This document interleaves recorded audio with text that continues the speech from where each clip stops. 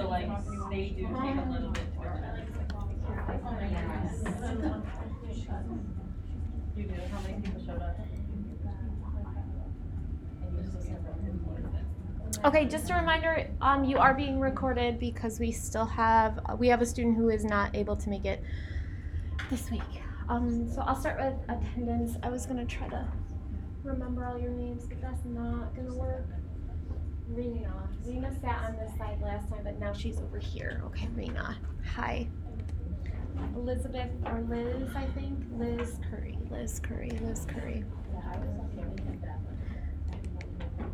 Ian, you're pretty easy. Hi. Hannah Geller is down in the end. It's Geller? Genevieve. Hi, Genevieve. Also on the other side. Hannah Henry is here in the end. Oh, you're right up close and personal. Kathleen Irwin. Kathleen Irwin. Definitely forgot your name. Sorry. Rebecca Forrest. Hi, Rebecca. Karen. Hi, Karen. Amy McKenzie. That's you. Yes, we walked in together. Hi. Jason is here. Monica. Hi. Michelle is not here yet. She's coming? She's on her way. Someone knows that she's coming? Okay. Stephanie. There. Hi. Siobhan is excused. Brooklyn, I saw. Megan or Meg. Hi, Meg. The other Kathleen, hi. And Rachel, did she come in yet? Okay. I'll give her next. There's Michelle. Hi, Michelle. Okay, welcome back. So everyone came back. Yay. There's no room for you, sorry. Do you wanna take one of these chairs and maybe roll it back? So you don't have to sit right on top. See, that's why I ran over stairs and I didn't have to hear it up there. It's so high, Do you want placement or job Good job running it and placement is all. My principal, no, listen, there's like, being in the new building, everyone was like, Yeah, I guess it is. Why is and they're like, Oh, could you give Hannah and Michelle their name tags? Hannah's way down here now. Okay, so hi, welcome back. It's toasty in here again. Then how does she have like 10 years? Okay, so we're gonna start with field placements. I have some like minor updates that I really actually emailed you, so I don't have anything. But I do have some information. Then we'll talk about the reading that you did for today, chapter 2, the one that I wanted you to look at for your interest inventories, and that will roll right into the interest inventory. And then, hi Rachel, we'll look at bias in literacy assessment. There's kind of a lot in this class tonight, but try to keep the pace moving. So some updates. Already in week 2, I made some syllabus changes because once I heard that the Office of Field is really just not placing people yet, they're not ready, they're just starting that process, I realized that it's not realistic to ask you to have something due before you even get your field placements. So I revised all of the due dates for the first 3 assignments. And the first 3 assignments really take us into almost the end of the semester, so I revised all of the due dates. The last one I couldn't revise because it's the last week of class. I can't really go any further beyond that. So the new interest inventory due date, if you're keeping track of things, will be October 10th. So if you get your field placement, they told me October 1st everyone will be placed. If you get it at the last possible moment, you will still have a week plus to do that first assignment. Then you'll have another 3-ish weeks to do the second assignment, and at that point you will definitely know how to administer all of the assessments. So the second one is really the assignment where you have to administer all the assessments that I'm going to teach you. And then the last one is a little additional piece, and then you have your final project. So those are the new due dates, and I also changed some of the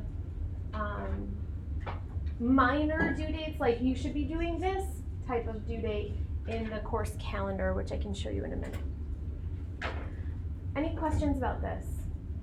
Any announcements? Who had their first day of school this week? Oh, was it magical? Was it amazing? Yeah. Did anyone have a disaster happen?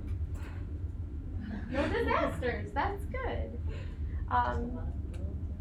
Just a lot of little minor disasters. Well, that's normal, isn't it? Welcome back to a new year if you started a new school year, and if you didn't start a new school year, we'll get you in the field really quickly so you get a feel for that start of the academic year. Okay, so I have some field placement information. It's a lot of junk up here, mostly just to remind me of what to say. Just a reminder that the grade ranges are not flexible, and I did look these up in the catalog. So if you are taking this class INEC, you must have a first or second grade placement. Karen knows all of this information. If you are in childhood, I have to double check with Ellen Contapitas on this because she's the guru that I go to. It says that you can have a placement 1 through 3. And I know some of you were like, the only placement I can get is 3. I have to check on that to make sure that the New York State Ed requirements are all satisfied, that that's what the catalog description says. And this course does satisfy the certain hours required that you have to do in your major for New York State certification, which is why the grade ranges are so specific. So I got to do a little more double checking. I just haven't connected with Ellen to find out about that 1 through 3 range. You have to be in the classroom. So this is for people who are hitting the ground running, already have their placement sort of in order. Did anyone get a field placement yet? Officially, formally through NAS, you got an email that says, go for it, you're set. Nobody, okay. I imagine that some of you will get them before I see you again next week, maybe a handful of people. So just to let you know, if you want to get right out into the field and start those hours, you must be in the classroom for at least part of the literacy block, but your observation can extend into other content areas if need be. So this class is focused on literacy assessment, literacy instruction, so the majority of your hours, let's say 20 out of the 30, really should be in that literacy content. I know that's tricky if you have like literally 40 minutes that you're popping into somebody else's classroom, they're doing you a major favor by letting you in, they happen to be the math content teacher. That's okay, you will still have to do your work for this class in literacy, and we can talk about what that looks like if anyone is in that special situation, but in an ideal situation, you'll be in the literacy block of the classroom. So just keep that in mind as you're thinking about planning out your schedule, and as you get matched with your teachers, you should really be telling them, I'd love to come and observe in your literacy block.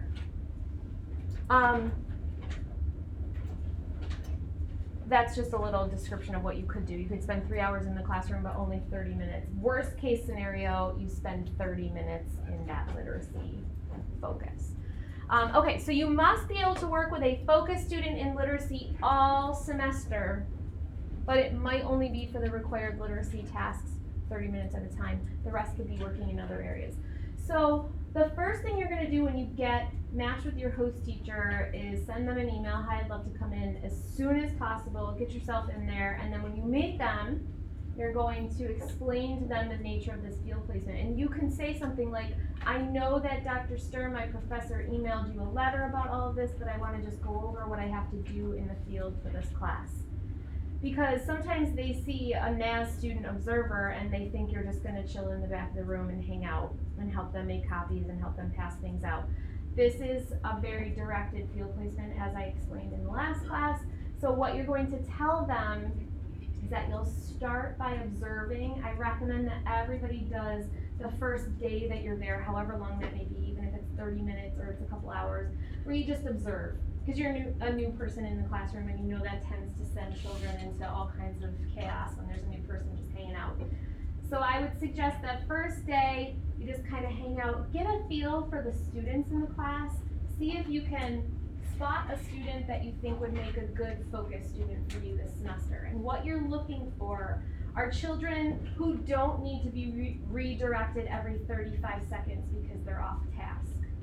Those are challenging students to work with. Not that you can't work with them, and other people have and it works, but that's challenging if you're constantly, the focus of your work needs to be literacy instruction and assessment, not behavior management. So you don't want a kiddo who's off task every 35 seconds.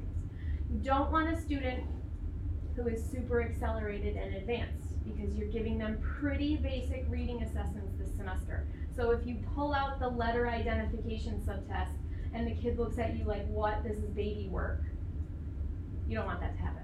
So you want a student who is not the most advanced in the class. And it's hard because the teacher hears that you're here for literacy work and they immediately want to give you the kid that's off task, the kid that's super advanced, or the kid that's super, super low. And those are the ones that we don't want. The third group is the very below grade level student, unless you're in a third grade placement. So if you do have to get a third grade placement, you do want that lower level. Your student should be roughly at the start of year, mid-year, first grade reading level. So if you know the reading levels and you can quickly just ask the teacher, is the student reading on a level D? Great, I'll take that kiddo. That's kind of like the range you want to target, is the first grade reading level. And that's because all of the assessment materials that I'll teach you are really targeted around first grade.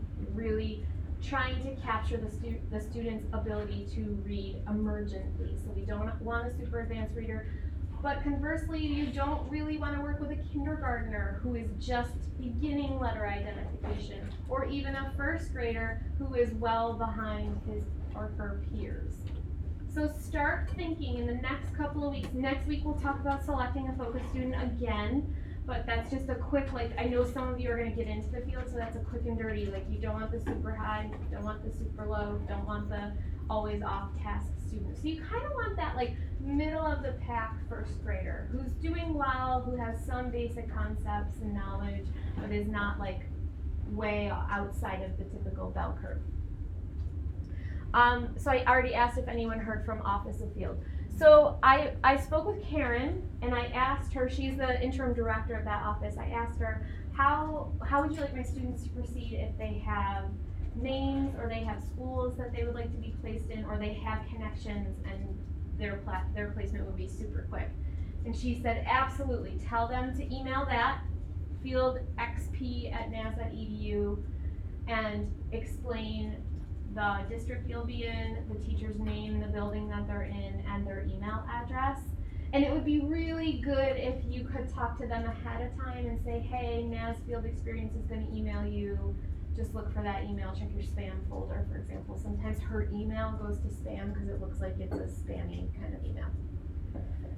How many of you feel like you have somebody who you're going to reach out to and send a name along? That's like half the class. Karen? Sure, real quick. The person I had in mind was actually a kindergarten teacher, but I can't use that class because it has to be first or second. So yes, you can use kindergarten. Wait, what? Are you early childhood? Yes. That should say K to 2. Oh, I'm so confused. I have to get clarification on that. So let me ask Ellen tomorrow and I'll send an email out to everybody. Because I have had people take kindergarten placements in the past. So if the answer comes back as yes, when selecting your focus student, you want to pick someone who is advanced for kindergarten. You want to pick someone who's already reading. One of the subtests that you will be administering is a running record. And for a running record, you're going to give 5 of them. Your student needs to read 100 words for each one of those. So if you ask a kindergartner to read 100 words, sometimes that's just not possible. And that is not a task that they can do. So, but sometimes kindergartners who are a little more advanced could. Now it's the beginning of the year, so that's going to be a really tall ask for kindergartner, I think, at this point in the year. So I would say definitely want that first grade placement. Got it. Any other questions? Comments? Concerns? Okay, so I really hope in the next week, because student teaching has already started, everybody had their first days, they're still ironing out some of the wrinkles there, but pretty much everyone is placed at this point, and now they're going to shift their focus to our courses. So I expect in the next week that at least some of you will get placements, and if you've got someone, your placement can be nearly instantaneous, or so I'm told.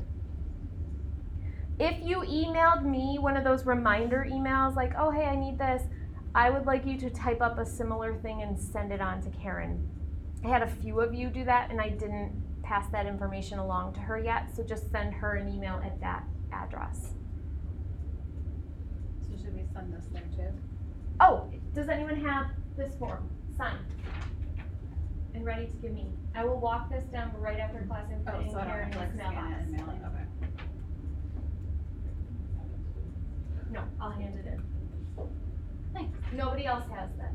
So I imagine your placement will be quick. Any other questions? Okay. I promised that I would put together those dates that if you are working full-time or if you have a life that is making the field placement a challenge, I have 4 sets of dates that are ideal for you to be out in the field. And I did revise, if you looked ahead and copied these down, I revised because I went in and changed the due dates, so these are different. So from now until October 7th, roughly, you need 1 visit to the classroom. That's like your intro visit, your initial, hey, nice to meet you, and then if you really are crunched for time, you can also administer your interest inventory at that time. So obviously you want to wait until you have finished developing your interest inventory. If you are going before our one-on-one conferences, which I think are set for like week 4, I would love to take a look at your interest inventory, but if you are hitting the ground running and you really want to get in and get this done, 1 visit between now and then, and your interest inventories are due on the 10th. So for most of you, you won't have to worry about this. You'll just go when we start talking about it in class and when I say, oh, hey, it's time, go out into the field and do your interest inventory. But I would like to take a very quick peek at them before you administer them.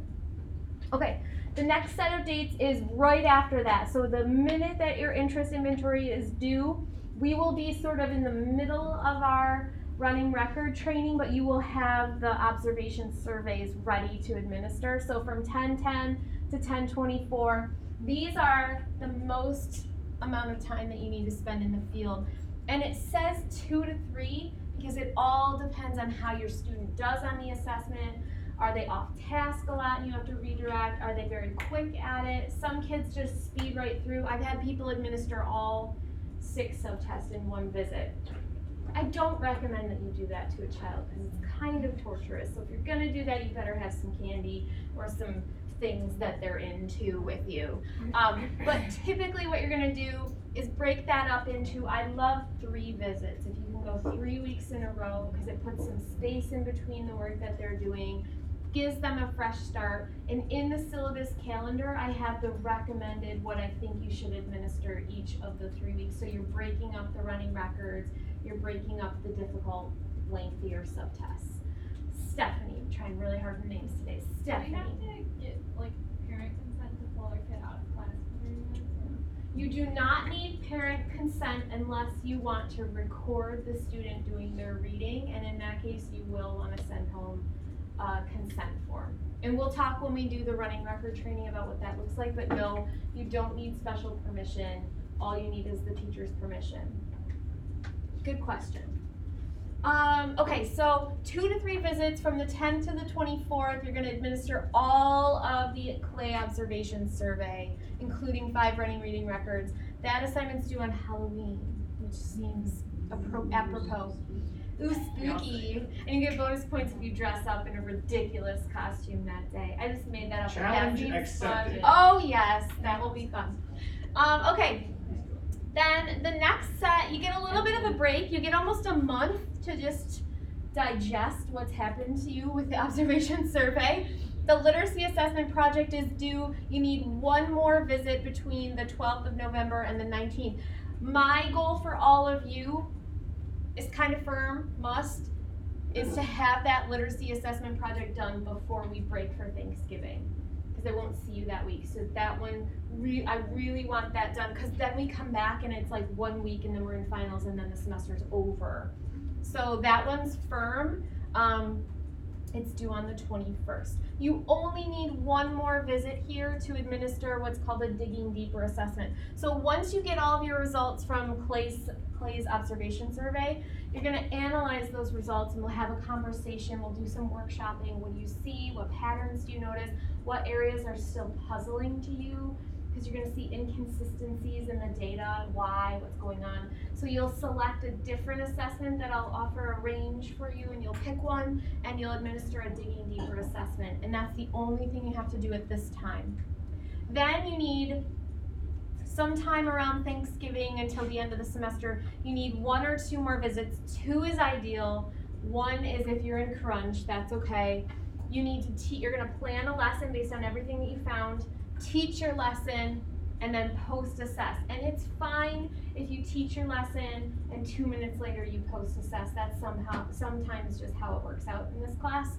But ideally you'd give your kiddo like a day to digest the information, come back the next day, quick review, and then administer your post-assess to see how much they've learned, how much they grow. And then your final assignment is either December 5th or 12th, depending on how all of this shakes out. Hopefully this is helpful to you to start thinking about your planning. There is no limit to how many times you can go if your schedule's a little more free. If you want to be going every single week and you're going to spend just a couple of hours, great. I just warn you, if you're going in early and you're like, I'm going to knock out 15 hours right away, I'm going to go for the first whole week, you still have assignment requirements that require you to have face-to-face time with your kiddo. So if you go over on your hours and you're not done, you still have to go. I've had people who have gone the entire 30 hours working just with their focus student and still had to do like an extra few to get their assignments done. So think about your pacing as a teacher. That's something that every teacher needs to work on. Your management when you're working with your student, how much time is off task.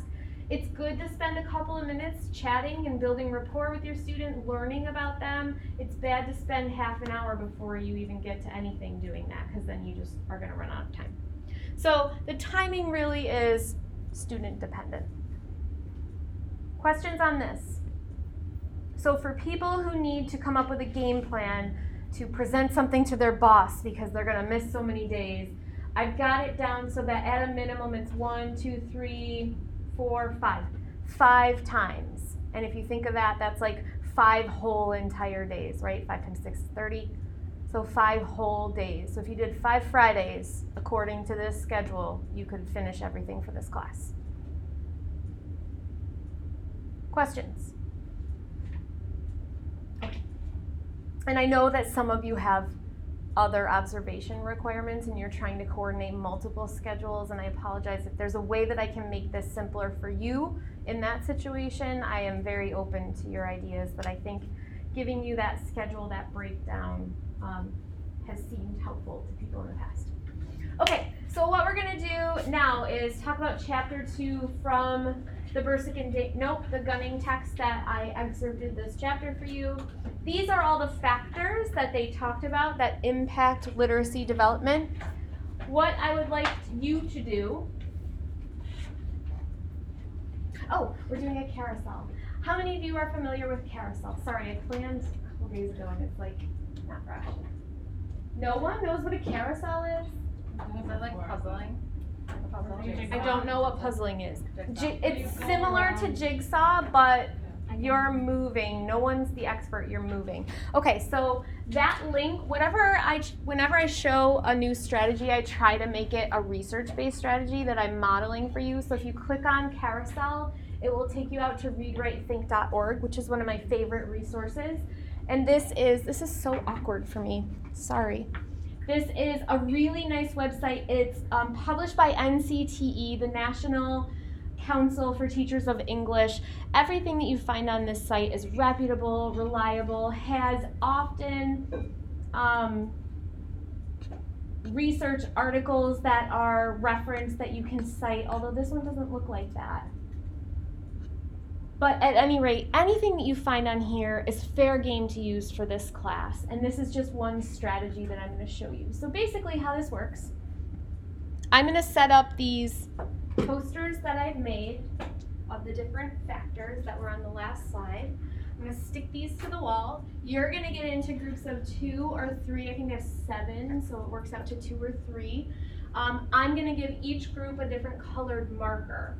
And you're going to go to the poster, and as a group, I want you to think about the cognitive factors. Think about the factors that are on your poster.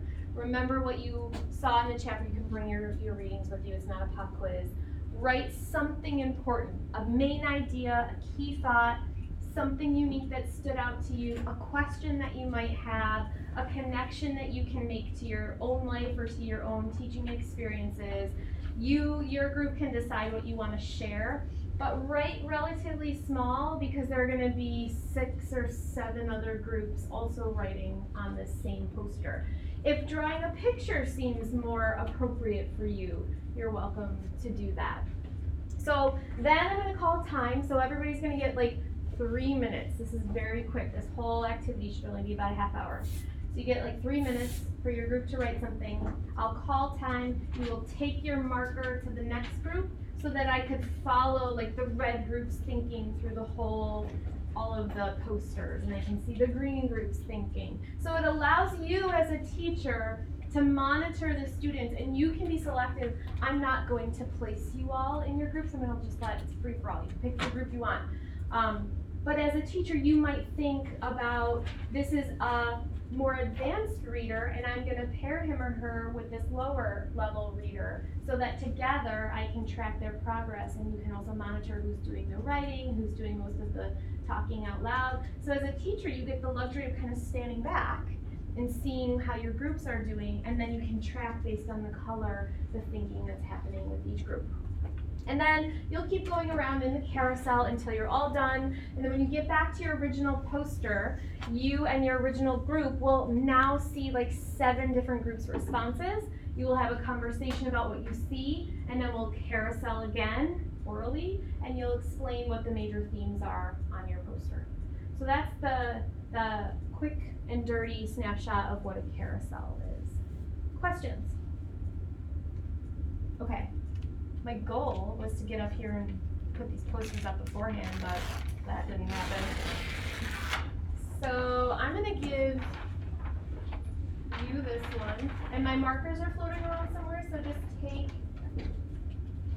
whatever color somebody doesn't already have of marker, and I'm going to give you this one. Hannah's got linguistic. Karen has cognitive. Who wants one? Physical. Genevieve. Social. You want one? Yeah, we'll do this. Social. And you're the other chapter. You're Kathleen, right? Yes. Environmental. The other Kathleen. Well, I know that Kathleen. I'm not sure why she's sticking. You're the other Kathleen.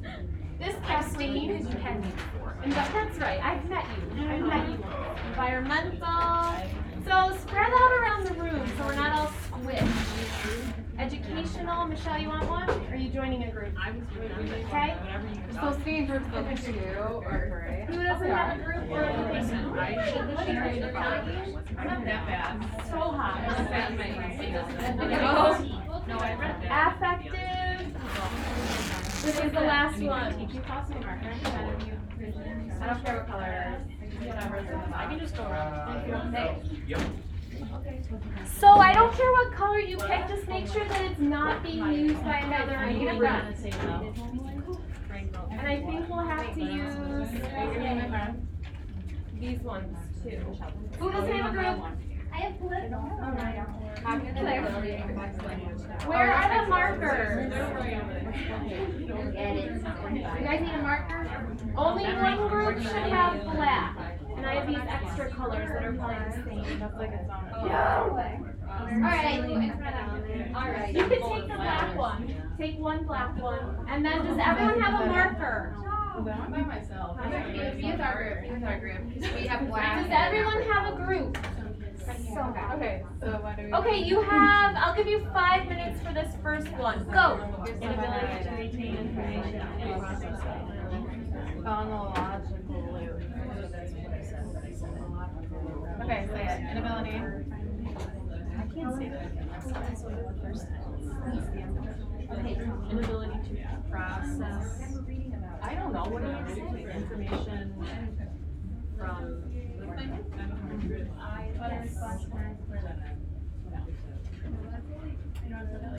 It's, so they can't remember things because they can't process them from learning them out of their. What did you say? Economics. Memory to. I mean, there's way more. There's like more money. Is there anyone at educational staff? No, I was by myself, so they told me to go to this group. It's gonna be black. I need at least 2 people at educational staff. No. We need different color markers, someone has to help. Oh, let me give you a different marker. Yeah. Okay. Yeah. Who's going to ed factors? Can we like roll? No, don't move yet. I think I only have this skinny one. So they can't take in information. Who needs a marker there? So, but there's word.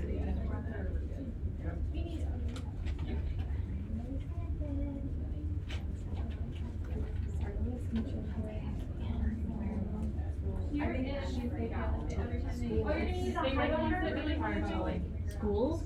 No, I was gonna be a summer, but I only have black. So like what are the? Alright, use whatever you got. As long as it's legible. Nope, nope. Wait, does that help us? Remember to save room for 7 groups. 6 groups. Breakdown in the steps. Chunking, right?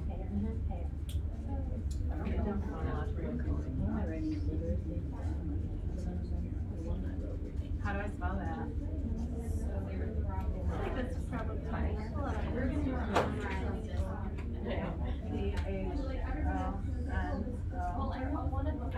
like if you do 1 or 2 logical, one or two specifics, then there's more things. Everybody does like the general ideas, you can do that.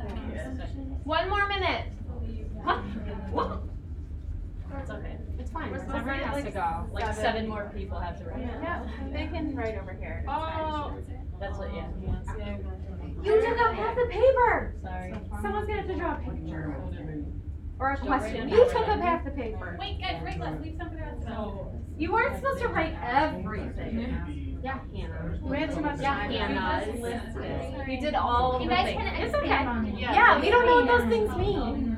Yeah, what does it mean? Yeah. Okay, ready? Yeah. Set. Rotate clockwise. So. You go to clock. I saw you thinking about a clock. Or follow the herd. Okay, this one you have 2 minutes. You have to write something new. Don't repeat information. That was on the top. Wait, okay. We're starting on this. Yeah.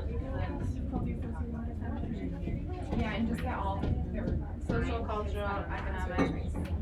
They do better with materials. They do better with materials that reflect their cultural heritage. So educational facts, like access to education.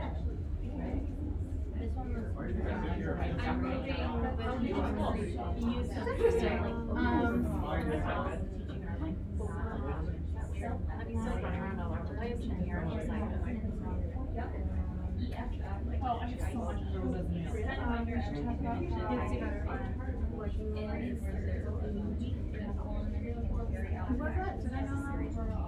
Where do you go?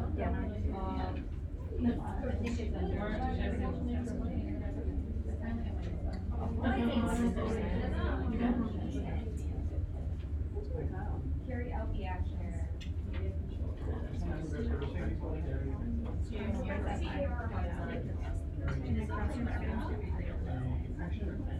That's why I like the action.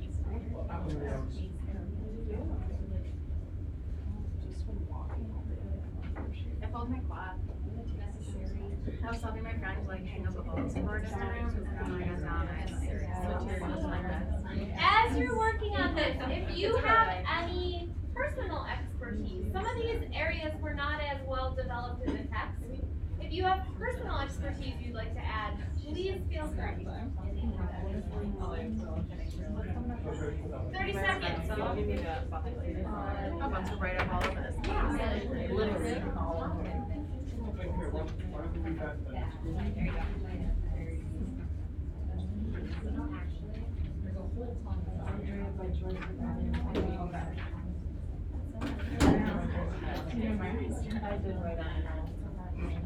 For real?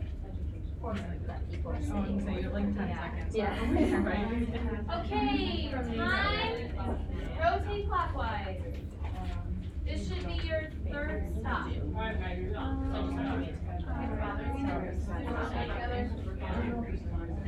is that bothering you?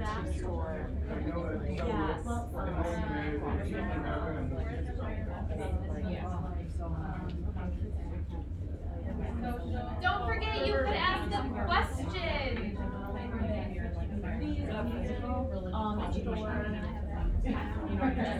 Feel free to Awkward spot. If you like it, go ahead. Okay, sorry, what did you say? I don't know what's happening there. Yeah. Oh, yeah. Support really like being in the first and like water, like things with like magic or fantasy, like on what certain Support and resources might be like Iowa or upward or slash beliefs. Yeah, slash allow to be read.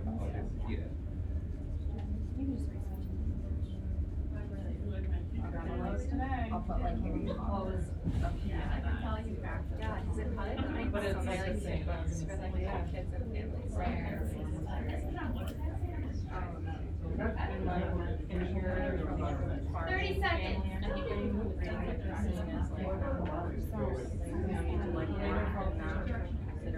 So like leisure reading? Yeah. Oh, yeah, it's valued, that's not right. Leisure reading. All right, time. Yeah. Next station, this should be your fourth stop. Okay. Physical. Move along. Oh, My brother's studying audiology.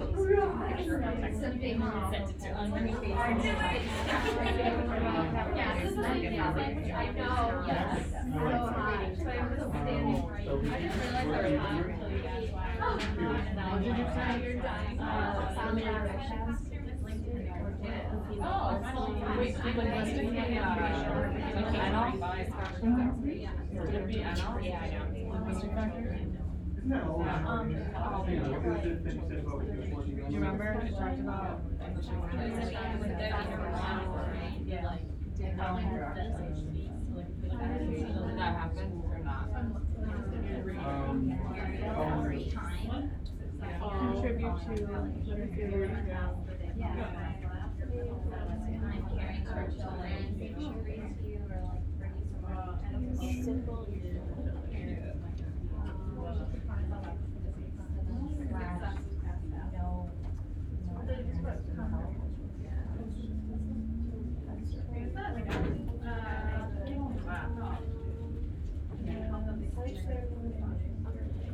Oh, that's great.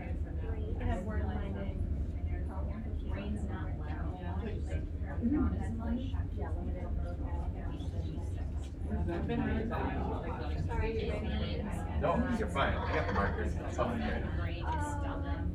Like, I'm saying interaction, and then a kid comes up to me, or like, should be able to bathroom. And I like, I interact with them instead of pushing my direction for the whole class. Yeah, for whatever reason. You know what I mean? For lunch damage. 30 more seconds. It's like another. Oh, yeah. If they are missing I am. I didn't know. Great. Okay, time. Go to your next poster. This should be number 5. There's probably not a whole lot left that can be added, so maybe a compelling question or an illustration. There's like children that don't know this person. There's school there, and all programs, so that's better. And they can say, Like that English literacy skills?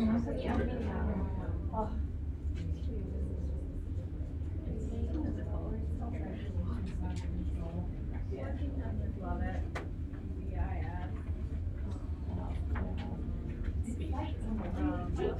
English literacy skills.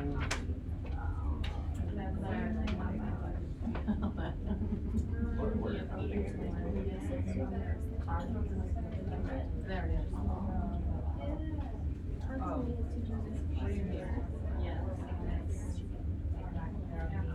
What else do you say?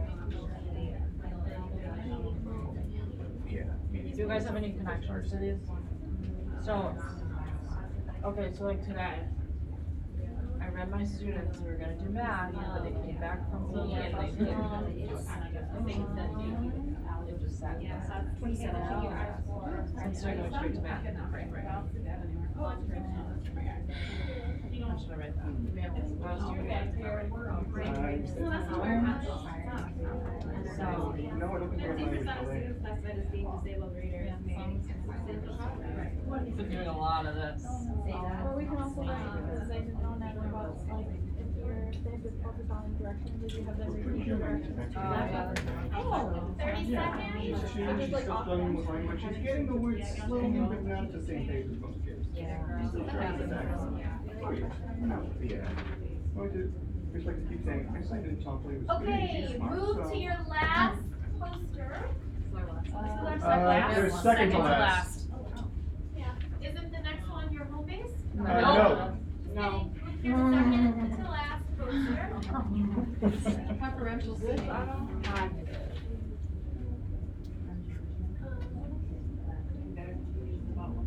They've like did all the. This is like IEC, like what? 504. Cognitive therapy. Yes, this is campus culture. Wow. I don't see anything up, unless I'm crazy, I don't see anything up here on autism. Did they already write it? No. Do you want to put one also is thinking I like. think I will. I think you should. I think I will. Okay. Great. What about, Yeah. dyslexia? And even if it doesn't. Although it could, the dyslexia can be different for different students. Some people can have auditory, some people have visual, some people just have both, which is just like fine. But, yeah, I'll go with dyslexia actually. That word. Oh, yeah, one? Yeah. Oh, yeah. Well, they have word. Central executive system. I can't think of any that's like. Do they spell it now? Is there like a Y or?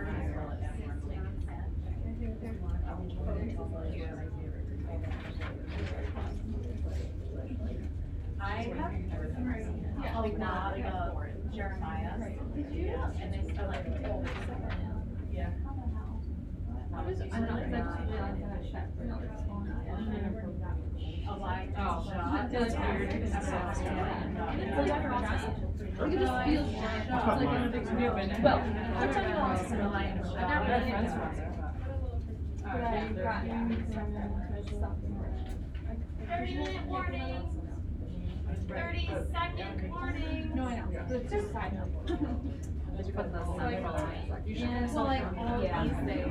So I'll put But that I already down. wanted that to my handwriting. And it did say it. So, what are they? Okay, move to your last poster. So like, I've been both of the elementary. Well, so- And then you're on. Here, give me that. Yeah, we do. I'll have this. I just found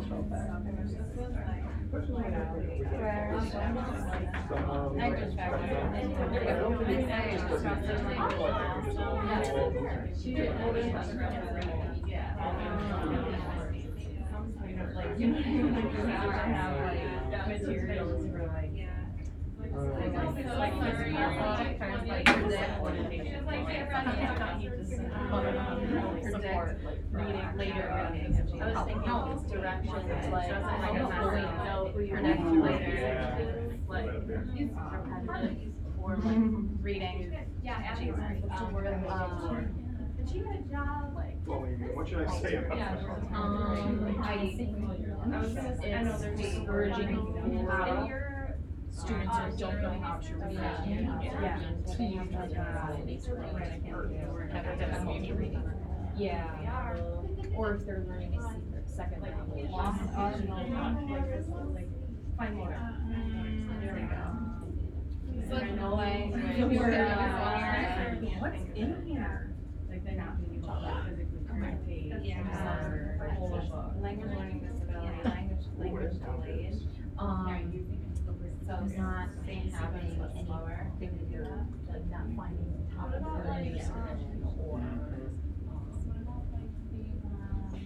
Articulation. This is physical. 30 seconds. Letter sound.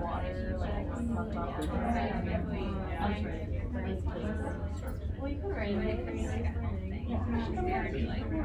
Or phonological awareness. Yeah. I just.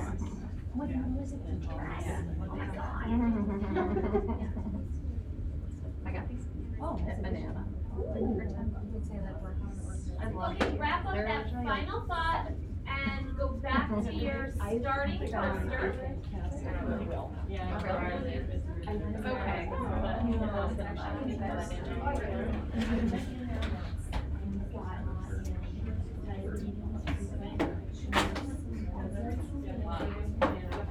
Okay, what you're going to do now, back at your home poster, with your home group, your job is to read everything that's on the poster, that's been written by every single group in this class, and come up with a quick, no more than 2-minute description for everybody about the main key ideas underneath your factor.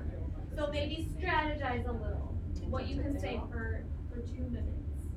Okay, so we stuck with working memory. Needed to store 11% of children 4 to 17 are diagnosed. How people, and then how you from that social circle. Oh, so cognitive factors is your brain, like your brain's ability to process learning. And working memory is important to manipulate words and data. Social Raise information. You have to be able to access. Yes, you got it.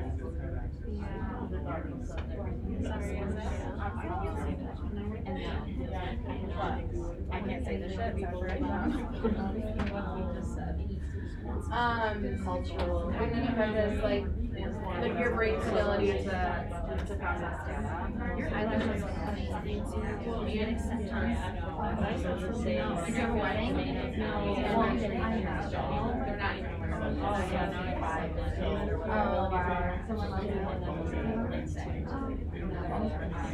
Yeah, that's what we sound like. They're like, that's what I was trying to forward. Gotcha. So it's your ability to attention, value, action.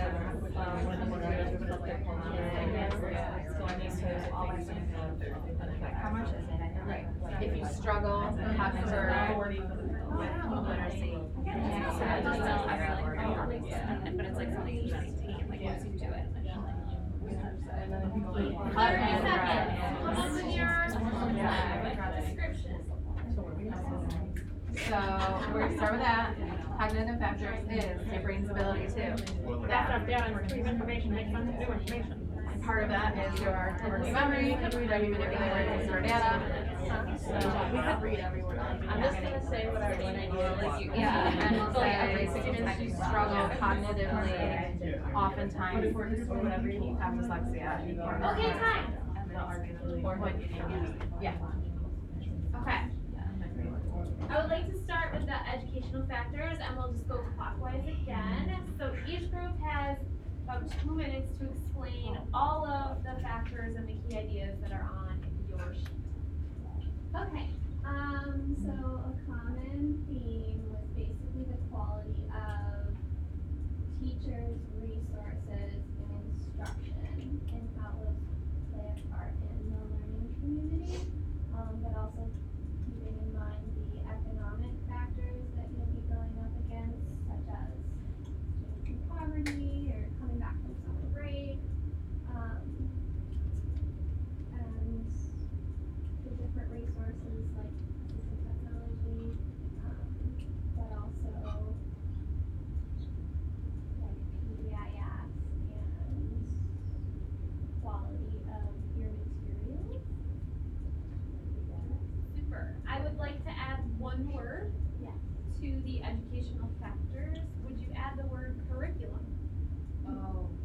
there's hardly a thing that's more influential on the educational factors than the curriculum you were asked to use, right? So I got there, research-based programs. Where? So, Right there. No. Research-based intervention, okay, No. sure, so that mine at is, the bottom. I would right. add like an arrow off of that. In red. Boom. Oh, yeah, okay, yeah.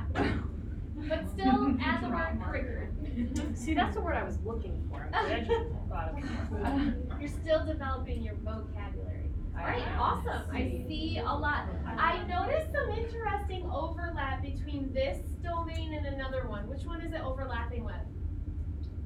Environmental. Yeah, it overlaps a lot with environmental. And a lot of these you'll see are overlapping. There's some of them are inextricably linked. So, interesting. Thank you. Wonderful. Good work, everyone. How about physical factors? So most of these touched on the way the student interacts with the physical environment around them, whether it's hearing or vision or just where they are in the classroom. So we kind of said that anything that impacts the way the student interacts with their environment will impact their learning. And what was the other thing we said? And just the teacher needs to be aware of any of these issues that the kid may be having and adjust the curriculum and the lessons to accommodate them.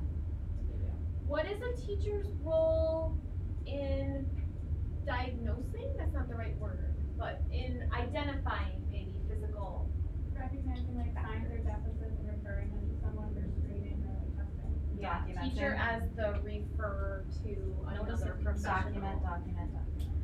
Document. And document everything, of course, yes, good. What's that big long A word?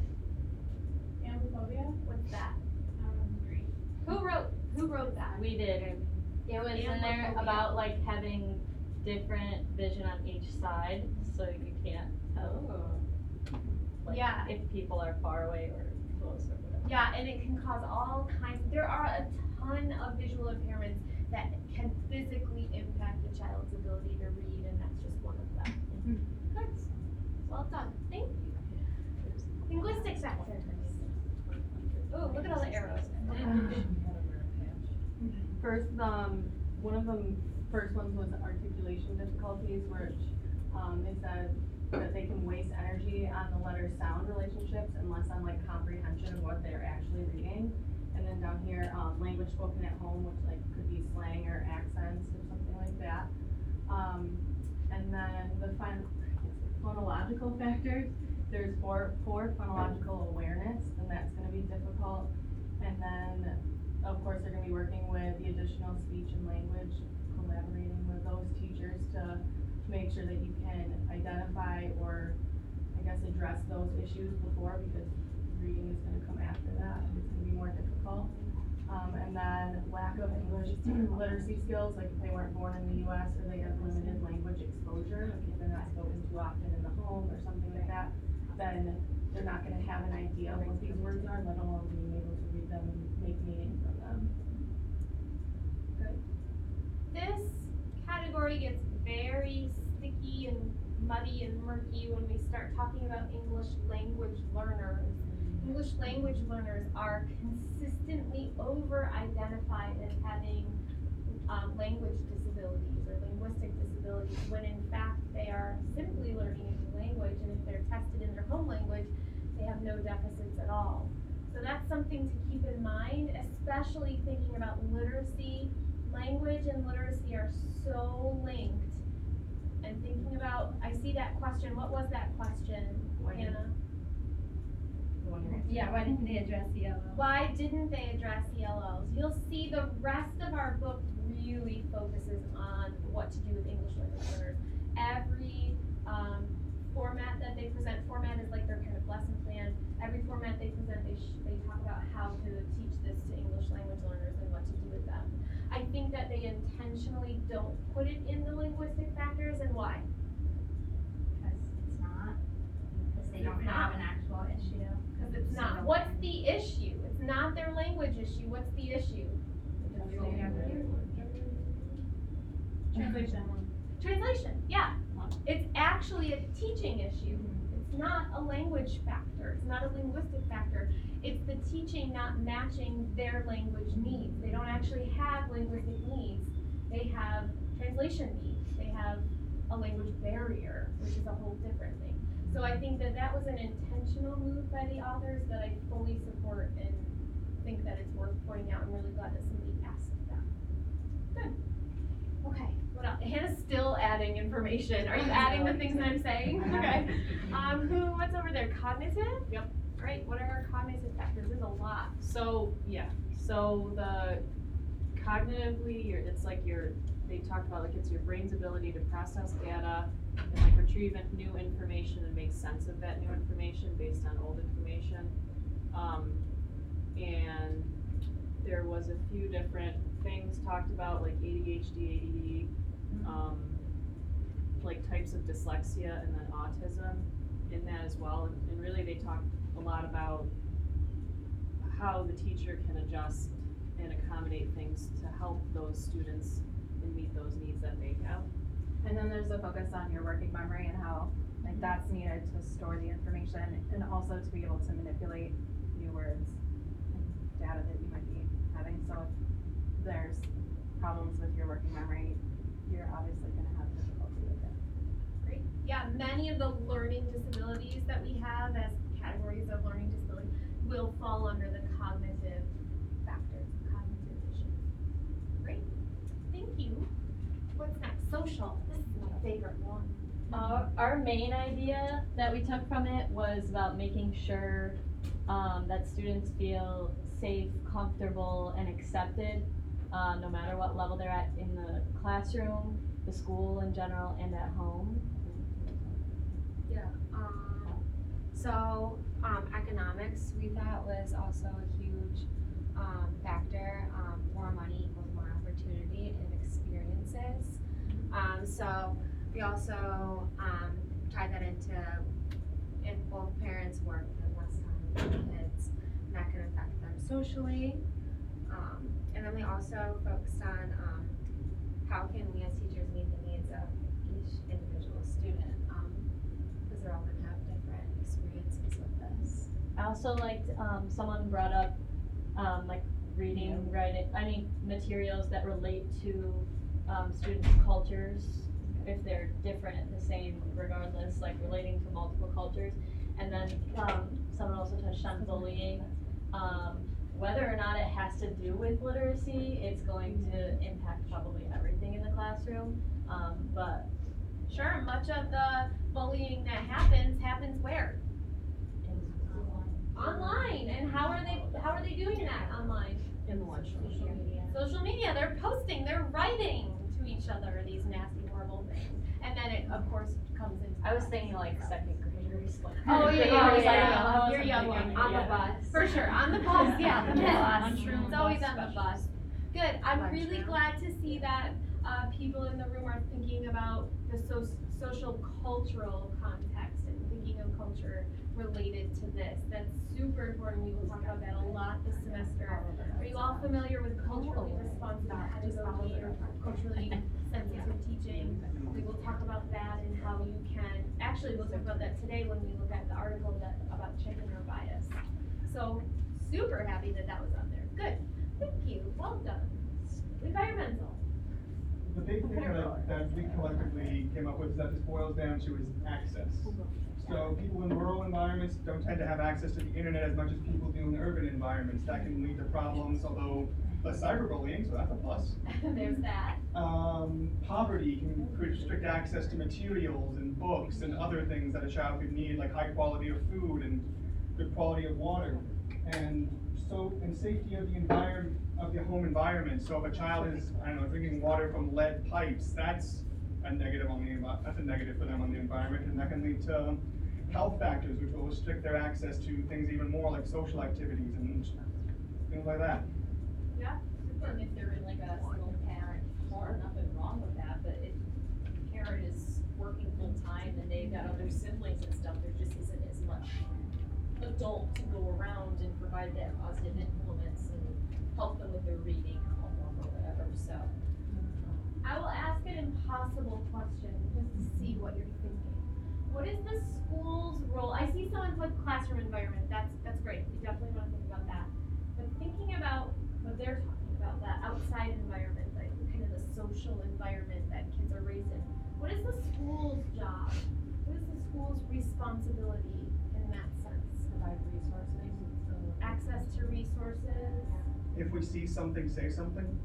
Yeah, you all will be mandated reporters. Have you all done the workshop yet? Yeah. Some of you know, so you'll be mandated reporters to say something. Are you gonna add? At my school, they talk about, teaching the whole student. What does that mean? Teaching the whole child. Well, we talk about student versus child, and that we teach the whole student because we have them for 7 hours a day.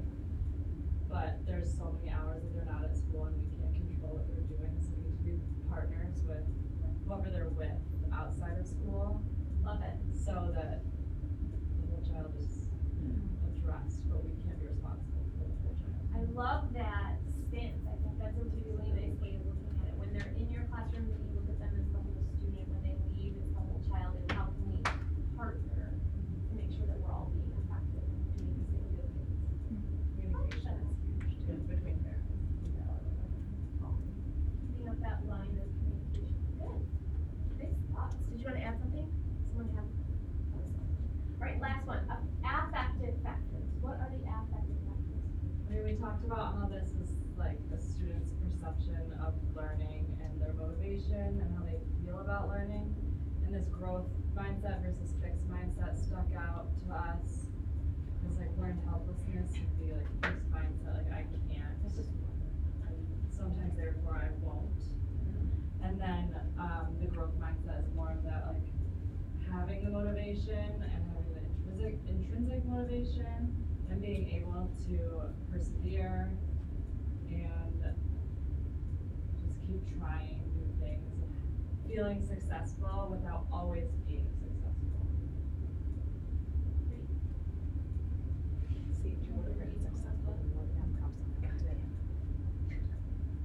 What's the question? How can we change? Another impossible question. I think the best thing we can do for that is show the student growth. Because we as teachers, we have access to everything that they've done in the year. We know how much they've grown. If we can show them that, hey, look, you're already growing, I think that that can really inspire a child. Sure. Just like the language we use in classroom. Yeah, strength-based language instead of, oh, you're only at this level, focusing on like, look how far you've gone. You can use more than you're doing great. In the copy book, I can't remember the authors, but they said like there needs to be like a 3-1 ratio of positive comment to constructive criticism. Yeah, and giving like sandwich feedback, do you know what that is? I give art Positive, sandwiches. Negative, positive. Positive, constructive, or negative, and then positive on the outside of the sandwich, but yeah, I like the 3-1, the 3-1 better. Also giving specific feedback, like I like that this is like handwriting. I like that your letters are from the top to bottom. Instead of just great job, beautiful work. Yeah.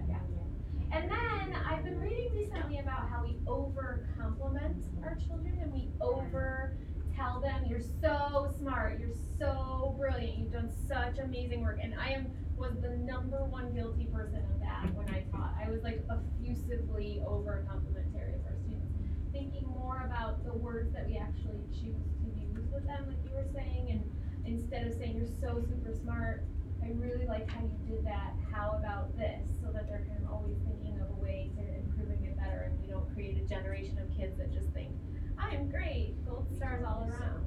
So it's not saying like don't compliment your kids, it's saying tell them specifically what they're doing well and then kind of guide them into the next thing and give them like the next goal.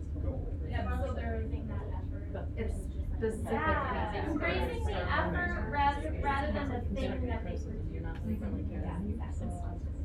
Great. I love it. Okay, head back to your seats and we'll wrap this little area up. Sorry.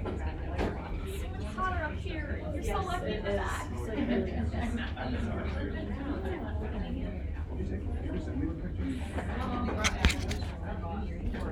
I went to a vitamin and we were out of like all of the lunch snacks. I was like, oh, I was snack and I was like, Okay, so that that is a carousel. And I like to do the carousel because it gets you up and moving. If you looked at these slides last week, and as you're looking at my slides for the whole semester, you'll see that they might start off as very dense, content heavy. I am trying this semester, based on feedback that I got from a formal observation I had last year, as well as student feedback, trying to make this class more engaging and more interactive, because it can tend to be very lecture heavy, because some of this is just like, when we get to me describing the assessments, there is no other way than me standing up here explaining how to do an assessment and then you try it. Like, there's no other way to do that. But these opportunities, I cut all of the content slides and decided that you all would be able to call the reading for the content. And you did. And in fact, you found things that I didn't have on the slides beyond what I had wanted to lecture for 25 minutes about. So research shows that if you get your students up and moving and have them engage in a kinesthetic activity, they are more likely to remember that information than if you just stand up and talk to them. So I'm trying this semester to get you all moving. So I'm sorry if you thought this would be a class where you could just kind of check out. There will be a little bit of that like later today, but I'm gonna also try to get you moving and active and engaged. So a follow-up question to what you just did. All of these factors that are on the walls around us. I want you to turn and talk. Very simple teaching strategy, just turn to the person next to you. How does a deeper understanding of the factors that impact a child's ability to learn inform the design of your interest inventory questions? So I asked you to read about all of these things before you design your interest inventory. So now I want you to talk to somebody next to you. Why did I do that? How does all of this help you think about the questions you're going to ask a child on an assignment that asks you to align your questions to these domains? Why? Why did I do that? Talk for a couple minutes. You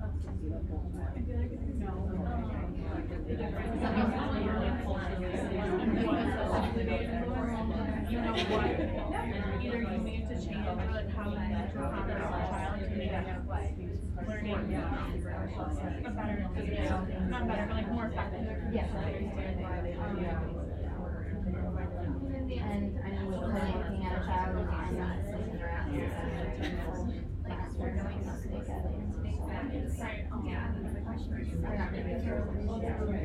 And like you can look at it upstairs, the child isn't very level, but like I noticed that like how their visual impairment versus because they have more like a you're gonna handle it. Understanding more.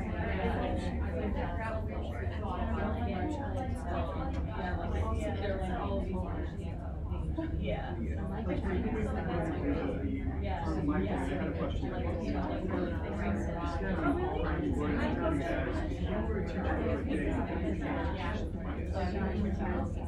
Okay, I hear some outside conversations. That is a sign that you are done. So who would like to share? Why did I make you do this? And then we're going to talk about interest inventories. Why? Because I think it's important to understand what each of these means, so that when we're actually designing the questions, we are designing them in a way that we know what we're looking. We're looking for specific information, not just like fluff questions. Yeah, and that's actually why I really love that all these things are now hanging in this room. Because in a little while, I'm going to say, get out those draft of few questions that you wrote for today that I asked you to do. Now look around the room and make sure that you're hitting, or if you're weaker in your physical factors, there they are. Think about what questions you may ask. So yeah, there's that literal connection of helping you to develop that assignment. What else? What else were you talking about? Yeah. We just have, there's lots of things that like, you wouldn't necessarily know unless you asked them, like if they couldn't see the board or if Right. those letters were dancing on the page or something, it's not something you would know, you would just see they couldn't do it. Yeah, some of the factors are invisible, right? You don't really know about their home environment when they come to school unless you ask. Is anybody home when you get home from school? That can tell you a lot of information. Good. What else? Anything else, Hannah? In order to like effectively teach them, we'll need to know about all these things. So before like designing our lessons or whatever, you have to like have an understanding of the background of the student in each of these areas. Yeah, so that's like the bigger school of ed reason that we look at all these factors. That's the broader teaching reason. Because It allows you to get to know domain 1B, having knowledge of your students, understanding your students. It allows you to get to know them on a more deep level than if you were to just come in and start teaching them. So you can make those deeper connections and also plan your instruction accordingly. So is this more of an interest inventory, or is this I need to be aware of these factors before I can effectively administer these tests? Yeah, so if I were in charge of naming this assignment, I would not call it an interest inventory, because an interest inventory is literally, what do you like to read, what do you like to write, tell me about your interests. That's not really what you're doing, but I didn't get to name this assignment. It's like an undercover. Yeah, it's like an undercover interest inventory. It really is more of a informational interview. Okay. Yeah, like a profile. Oh, exactly. It's like a profile. But I don't know why School of Ed likes to call this an interest inventory, so I keep it like that. I might change that. I should ask permission. Learner profile. Learner profile survey is the best name for this. Okay. Yeah. Where's my red marker? Gold star. Anything else that you're thinking? Okay, so hopefully now that you've got a good sense of these factors, you can start thinking about them a little later when I ask you to think about your questions. Before I have you think about your questions, I'd like to do just a little overview of writing good questions. So now you know the factors, you know the things that you're going to hit, the domains that you need to hit. But now, how do you actually write questions that are appropriate for children?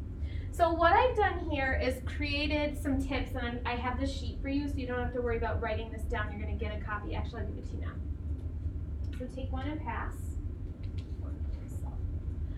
But I know this is very hard and small to read. It is on your sheet, though.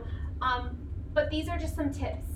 So tip number 1 is avoid writing yes or no or single word response questions, or have a probing follow-up if you do. What happens if you ask a single word response question? What will you get? A single word response. That is what they will give you, nothing more, unless you have a super chatty kid, which happens, but more often they're a little nervous. This is the first thing you do with them. You don't have that rapport yet, so they're going to be as brief as possible. So, good versus bad examples. Do you like to read? That will get you a nope. Versus, how do you feel when your teacher asks you to read silently? And then the probing follow-up would be, why do you feel that way? See how that second question forces them to say more words? So think about that. Number 2, write questions that will elicit good information for you as their teacher. So what do you want to be when you grow up? That's a very fun question. Might be a nice icebreaker to start with, but it doesn't really give you anything valuable. Tell me about the best reader that you know. That tells you a lot more information about their literacy experiences and what they know and like to do. Number 3, ask open-ended questions that have no right or wrong answer, and tell them there's no right or wrong answer. So, is there anything else that you want me to know about you? I encourage every one of you to ask that number 3 over there. Put that at the end of your survey. So you ask them all these questions. Sometimes a kid's just dying to tell you something, but you never ask them, so they don't tell it, and they just sit on that information. Things like if their parent just went to jail that night, or they know somebody in their family who just died, or they got a new puppy. That might not be something that you ask. So that question, is there anything else you want me to know about you? I love that, and that's always when I'm reading these. I love reading these because I get to hear the voices of little kids. That's always the first question I like to read, because it's like, they'll just tell you whatever they're thinking, and sometimes it's random and weird, and other times it's really important. Number 4 is avoid leading questions with answer options or ones that assume responses. So, what do you love the most about reading? That question assumes that they love anything about reading. So instead, you might ask them, how does reading make you feel? Same with, does reading make you feel happy or sad? That's a binary question. What if it doesn't make them happy or sad? What if it makes them confused? What if it makes them feel not very confident in themselves. You're not giving them options if you give them a binary question like that. So how does reading make you feel is more open-ended. Ian. So if we do question like, how does reading make you feel? And let's say the student says reading makes them feel confused. Yep. I'm assuming we should follow that up with why? Why does this make you feel confused? Yeah, of course. You would definitely want, if they give you a short answer like that, you definitely want to ask a probe. You can always just do the simple why. Why do you say that? Another thing that you could ask is, tell me a story about that. I really like that as a follow-up because that, like, telling a story takes a lot of time. Your whole goal with your interest inventory is to get them to talk as much as possible, which is not easy when you're a brand new person in their life. They're 6 or 7 years old, they're nervous, they got pulled out and they don't know why, they don't know if they're really in trouble or if they're, the slow kid that's getting pulled out. So you want to get them talking as much as you can, and tell me a story about that is a really effective way. You only want to use that one once or twice, but I would throw in tell me a story about that at some point as appropriate. And your probing follow-up questions can be spontaneous, but what you're going to write in your inventory is a script of questions that you know you want to ask. And the spontaneous ones can happen as they naturally would. Number 5, listen more than you talk. Wait as long as you need for a response because they might just be thinking.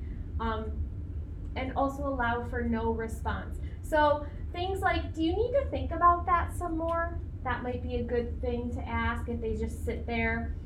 You could say, it's okay if you don't have an answer to that question, letting them know that they don't have to answer any. Number 5, I have a cute story about this. I was helping at Fredonia, our master's students had to write a thesis.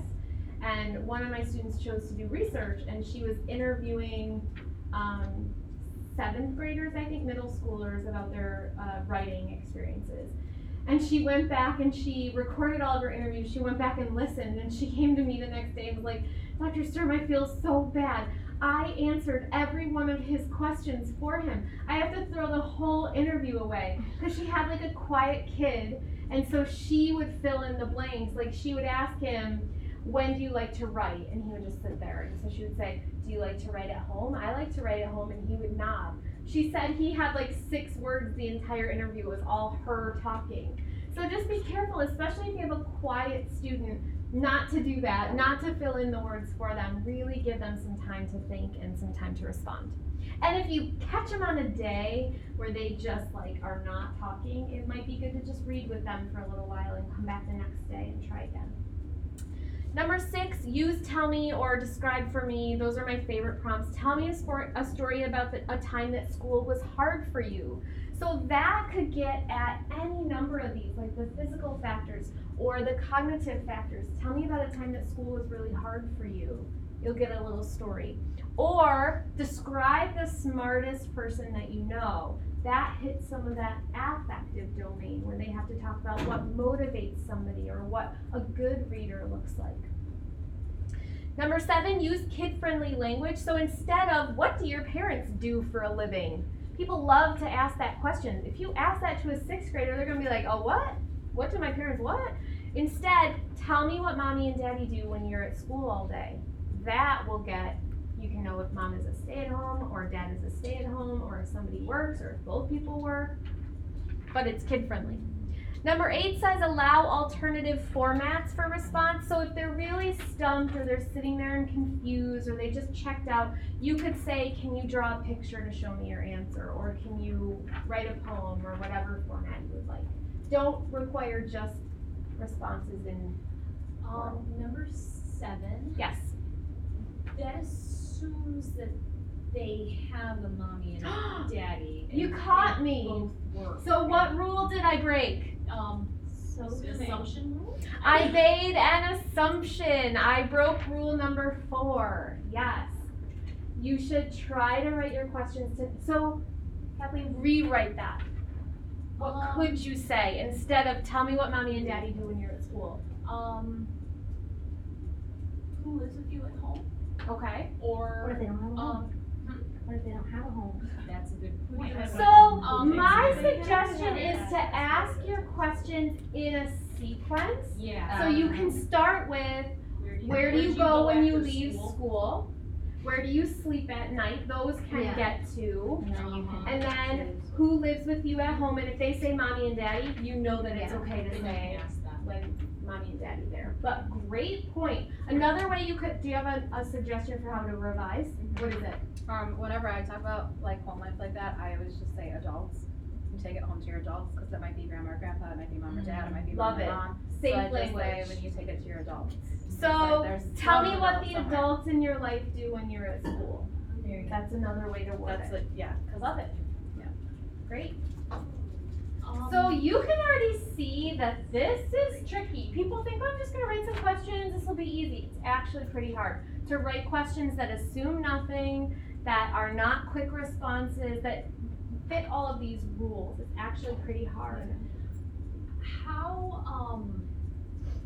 direct can we or should we be? Cause like, can we ask them, like, flat out, where do you go after school? Like, where is the line between this is good information and this is getting invasive, hiccup breaking? Yeah, you wanna be careful about that. My immediate answer is, remember that this is an interview to help you learn more about their literacy abilities.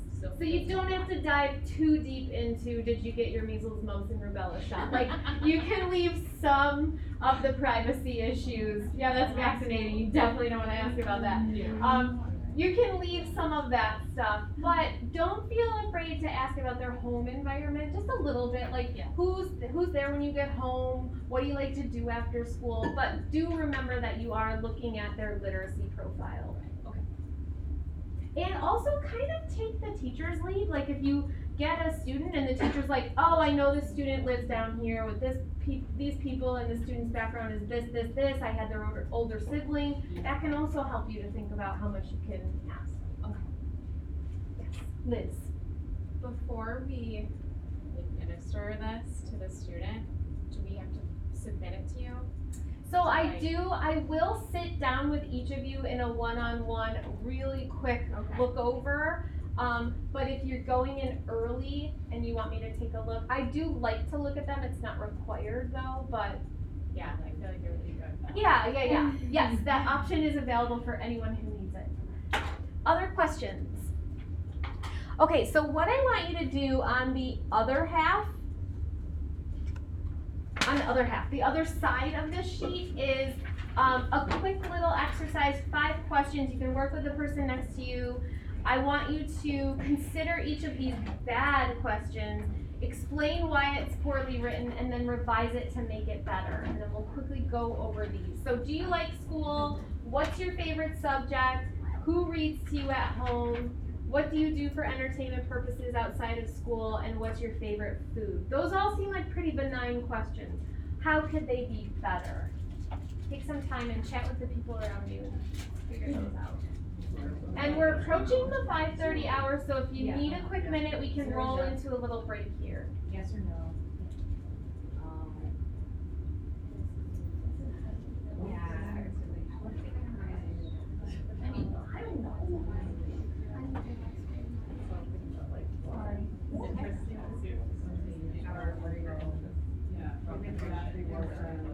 What part and how do you feel like you are? What part of school is your favorite? Markers? Anybody have their markers? Ooh, can I have that one? You could say what is your favorite.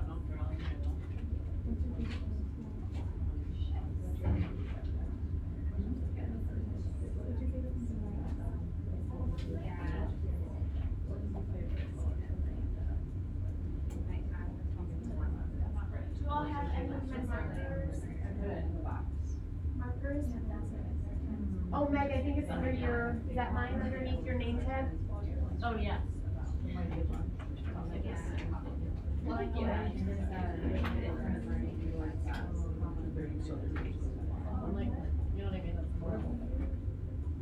Favorite subject, what if their favorite subject is what? Maybe let's talk about doing it. It's not related to the. Ooh, that's good.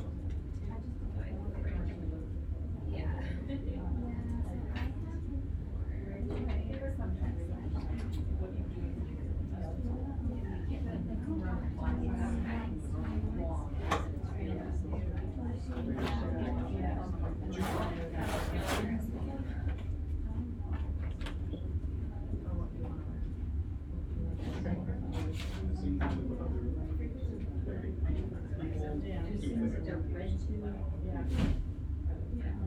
many assignments.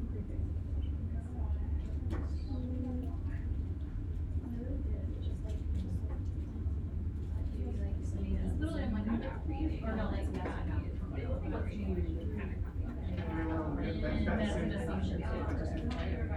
When you're not in school, what do you like to do? Do you read other people? I feel like it's okay if part of the question is yes or no, so long as like the actual depth is there. Dr. Stern. So, Dr. Stern. I have a private class. Yeah, I said. if you read outside of school, what do you like to They're read? similar. Do other people like with you? As long as everyone is not exempt. Right, but some of them are really Like basic questions that you would just wanna ask. Right, exactly. Yeah. That's so, yeah, we have one every week. It's a very specific one. Like under physical, I've had activity practice and like in the classroom, wanna know what they're eating. But I don't need to for this one, so should we just do by yourself? Like if we're doing a literacy. Or other people?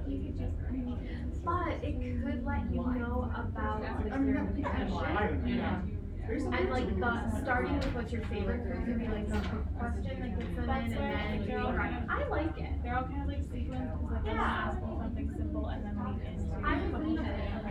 I think, so you tell me, what's the purpose of knowing that for you? I wanna know their parents love their, like, I wanna know what they're eating at home, or something, cooking every, like, food every night, and they're, to do like a healthy diet. And what's the connection to them for literacy? It's relevant. Would you like to do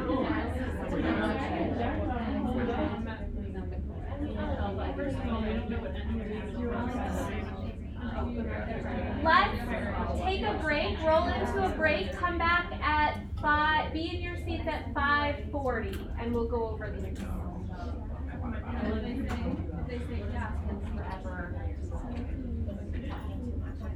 Besides like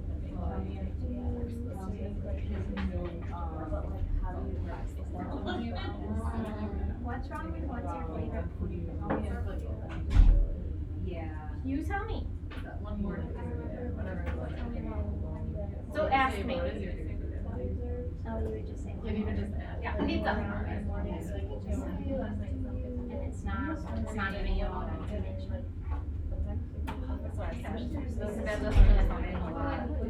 Yeah, it doesn't help you with a whole lot of thinking about that as a So literal. this is like what she was. So did you hear?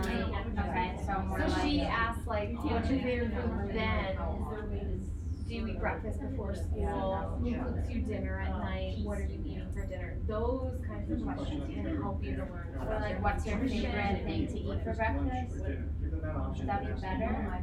Because what if they say like, oh, I don't eat anything? Yeah. Or if they say like, Now, KFC. some children it's hard because if you ask them what's your favorite food for breakfast, like there's a weird power dynamic when you talk to kids, and they will just say, even if they don't eat breakfast, they'll say like, bananas, even though they don't. Okay. So you want to think about phrasing it in a way that allows them in out. So I think starting with like, do you eat breakfast every day? That's a good question. That's a great question that gets to their physical factor. So you can ask that. And so she's connecting it to like Maslow's hierarchy. If your basic needs are not met before you start learning, you'll be distracted.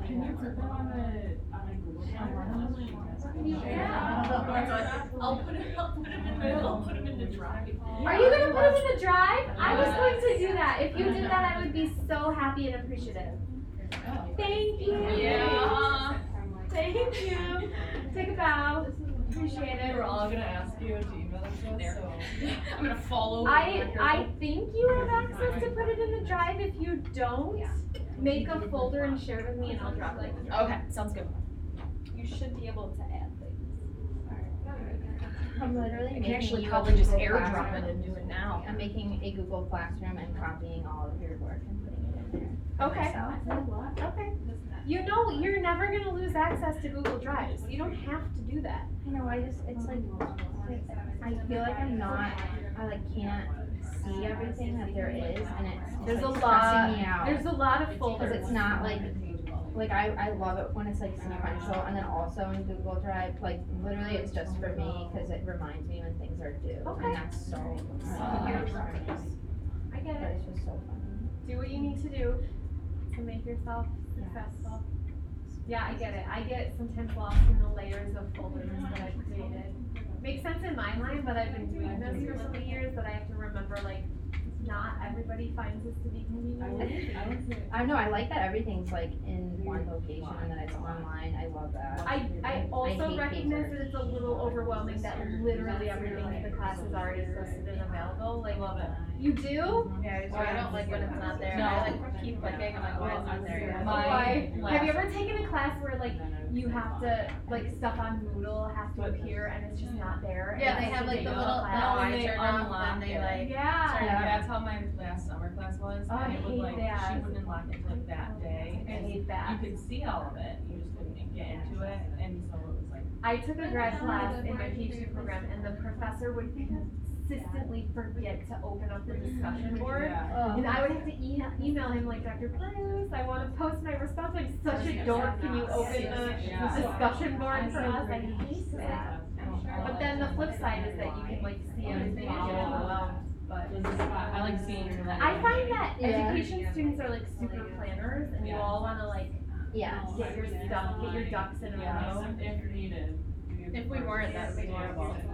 Like you wouldn't Yeah. want that in the classroom where someone's like, That's true. I know some fabulous teachers who are super disorganized, and I try really hard not to judge them. I am so super not disorganized, so I have to like consciously be overly organized, and it irritates people, and I'm like, I don't, but if I don't, then what's the You next? will just become the pile queen. Yes. That's me. I'm the Yes. pile queen. Everywhere except my work life. Like my work is super organized. My house is a total. How's your car? Exactly. My car's pretty clean, but that's Really? my husband's like really. So bad at my car. We share cars, like so like neither one of us has a car. We share both of them, and so like if he gets into my car, it's disgusting. It's like you're Yeah. disgusting. You're like it doesn't meet you. Yeah. They always say boys' cars are always beautiful and then Yeah. their rooms are a wreck, and girls' cars are disgusting so and their rooms are true. beautiful. It's like, I hate those like gender things, But, but like oh, that's yeah. true. Yeah. Deal with feeling that way. That's super true, because Patrick is a total slob in the house. He Yeah. literally like takes his clothes off, steps away, and just leaves. I'm like, that must be nice that the like clothes elf just comes and cleans up your dirty. know, I What should I say? but their cars are always so Yeah, nice. his car.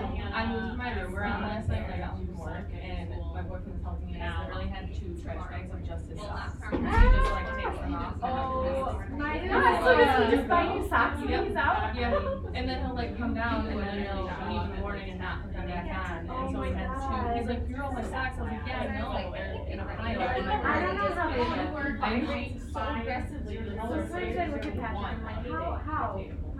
How are you alive? I mean, I do that about myself. Have you made it so this I far? feel Honestly, like- and you're like super good at your job and super smart. What's her name? How? And all my questions are bad.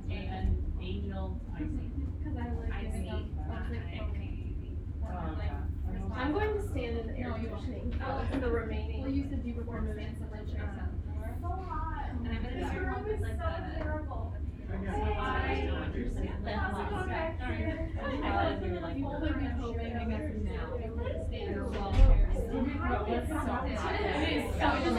I feel like I would want to go. I'm not like, I'm pretty sure. It is winter, it's happening. A ball, a stool, you know, a flexible classroom.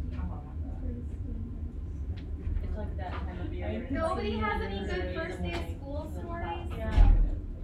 One of my kids cried 2 hours. You cried? Yeah. Why did you cry? Is Not it too gonna lie. emotional? We don't wanna go No, there? it's just like I'm so overwhelmed. In front of the No, kids? I'll probably cry. Oh, was it like a cry of release? Like, yay, I this cried is, I because I survived the worked. first day? Or? Cry in the drive home. No, you're like, oh what shit. am I, what Yeah. have I Yeah. done? Yeah. Oh my god, what have I'm I a lot done? better today, it's a lot better today. I'm glad. I'm sorry you cried at your first day. But I felt like it was a win, and then my kids cried. Yeah. That's such a win. Yeah, there's a kid crying, kindergartner crying away.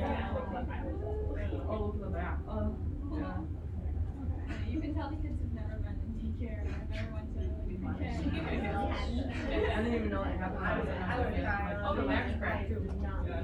They have that, have like 50 bucks on the election. This is a hard time, I just They had wanna one eat. kid who was 4 now, and everyone else was 5.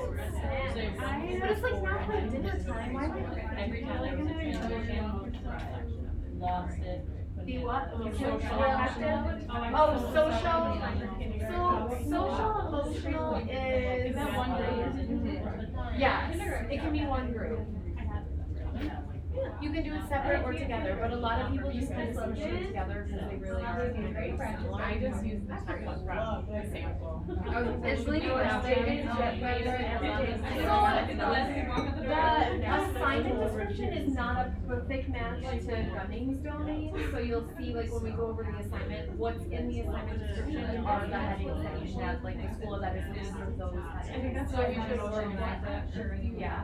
But I told people last year if it makes sense to squish those together or to combine two domains, that's okay too. I like asked if I said I have interest in any friends that they play with, and what they do together, and then like who they talk to if they're having a bad day or if they need help with something. Yeah, and those make sense to have them together. And like emotional, I like what's something that makes you happy when you get to do that, or that makes you sad. All they don't, you just do Literally a totally different question about. So it's I know, like- like, what's really Oh my God. Yeah, oh yeah. And they don't, because they already get the premonition. Generally, if anything has like a one word response or a quick response, I would like to know. Definitely. It's based, it's based on Twin Peaks, and it's tricky, so the best way to describe it is.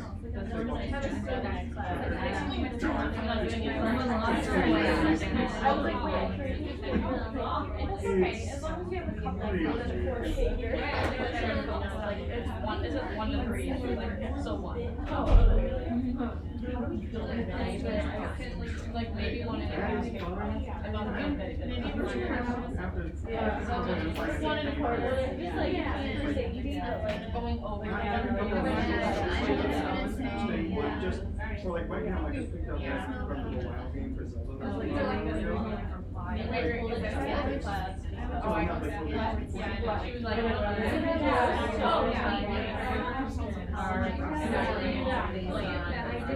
That arrow button, you hit the arrow button and then like add three. Oh,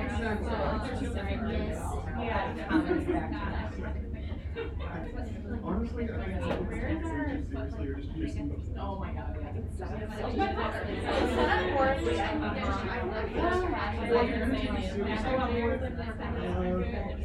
I don't like that either. It's all over. Okay, let's come back and start back up. So hopefully you got a chance to look at these questions. Let's just quickly go through and see how you've done. I think people are starting to work on their inventories, which is fantastic. But let's see, number 1, do you like school? That would be a quick yes, no, right? That's the problem. So how could you revise it? What do you like about school? How do you feel at school? How do you feel at school? I would add, what do you like or dislike about school? Because if they just say everything is awful, I don't like anything, you want to leave room for people who feel that way. So what do you like or dislike? Any other options? Good. How does school make you feel? How does school make you feel? That's another time where you're happy or nervous. Okay. I would avoid the binary question. So are there times that you're happy or nervous? What about all the other emotions? So think about if you can revise that in a way that allows for a range of responses. Let's talk about number 2. What's your favorite subject? Why is that a poor question? Yeah, math, done. None of them, done. So how could you revise that? What are you No, go ahead. what are you interested in learning about? Oh, I like that. Amy, what are you gonna We're together. Yes. Oh, what are you interested in learning about? Good. So tell me an activity you enjoyed in class. Yeah, if you are working with a 5 or a 6-year-old, tell me what your favorite part of the school day, tell me your favorite activity on the schedule, because right, they all focus on the schedule. Becca, what were you gonna say? Oh, what do you want to learn more about in school? Oh, what do you want to learn more about? All of those would get at the same kind of thing, but would force them to say more. Good. Who reads to you at home? What's wrong with that question? How many assumptions can we make in one question? 1, that they're getting read to, 2, that they have a home, 3, that someone's actually reading to them at home. Okay, so revise that. Have you ever read outside of school? And the follow-up could be if yes, then If yes, finish that. If yes, I said, do you read outside of school? Do you read with anyone? What do you like to read? okay. I said, tell me about times that you read at home. Tell me about the times that you read at home. This is the perfect situation for a tell me about question. Tell me about some times that you read outside of school. Sorry, Brooklyn. Is that assuming that they read at home though? It is making an assumption, but tell me about some times that you've read outside of Okay. school. Like, pretty much we can assume that every kid's gonna read at least once outside of school. And if they said like I don't read, then that would tell you a lot about. Yeah, what would be a follow-up? So they say, oh, I don't read outside of school. What might you then ask? Would you like to? Yeah, why not? Why don't you read outside of school? Would you ever like to? One of my questions I had was, if you could take your favorite book and go anywhere to read it, where would you go? Are you alone and draw a picture if they wanted to? Oh, I like that. Yeah. And then you could The see- only thing about that one is you assume they have a favorite book, so I would Right. start with what's your favorite book? Mhm. Or do you have a favorite book? Yeah. What is it? Yeah, I like that.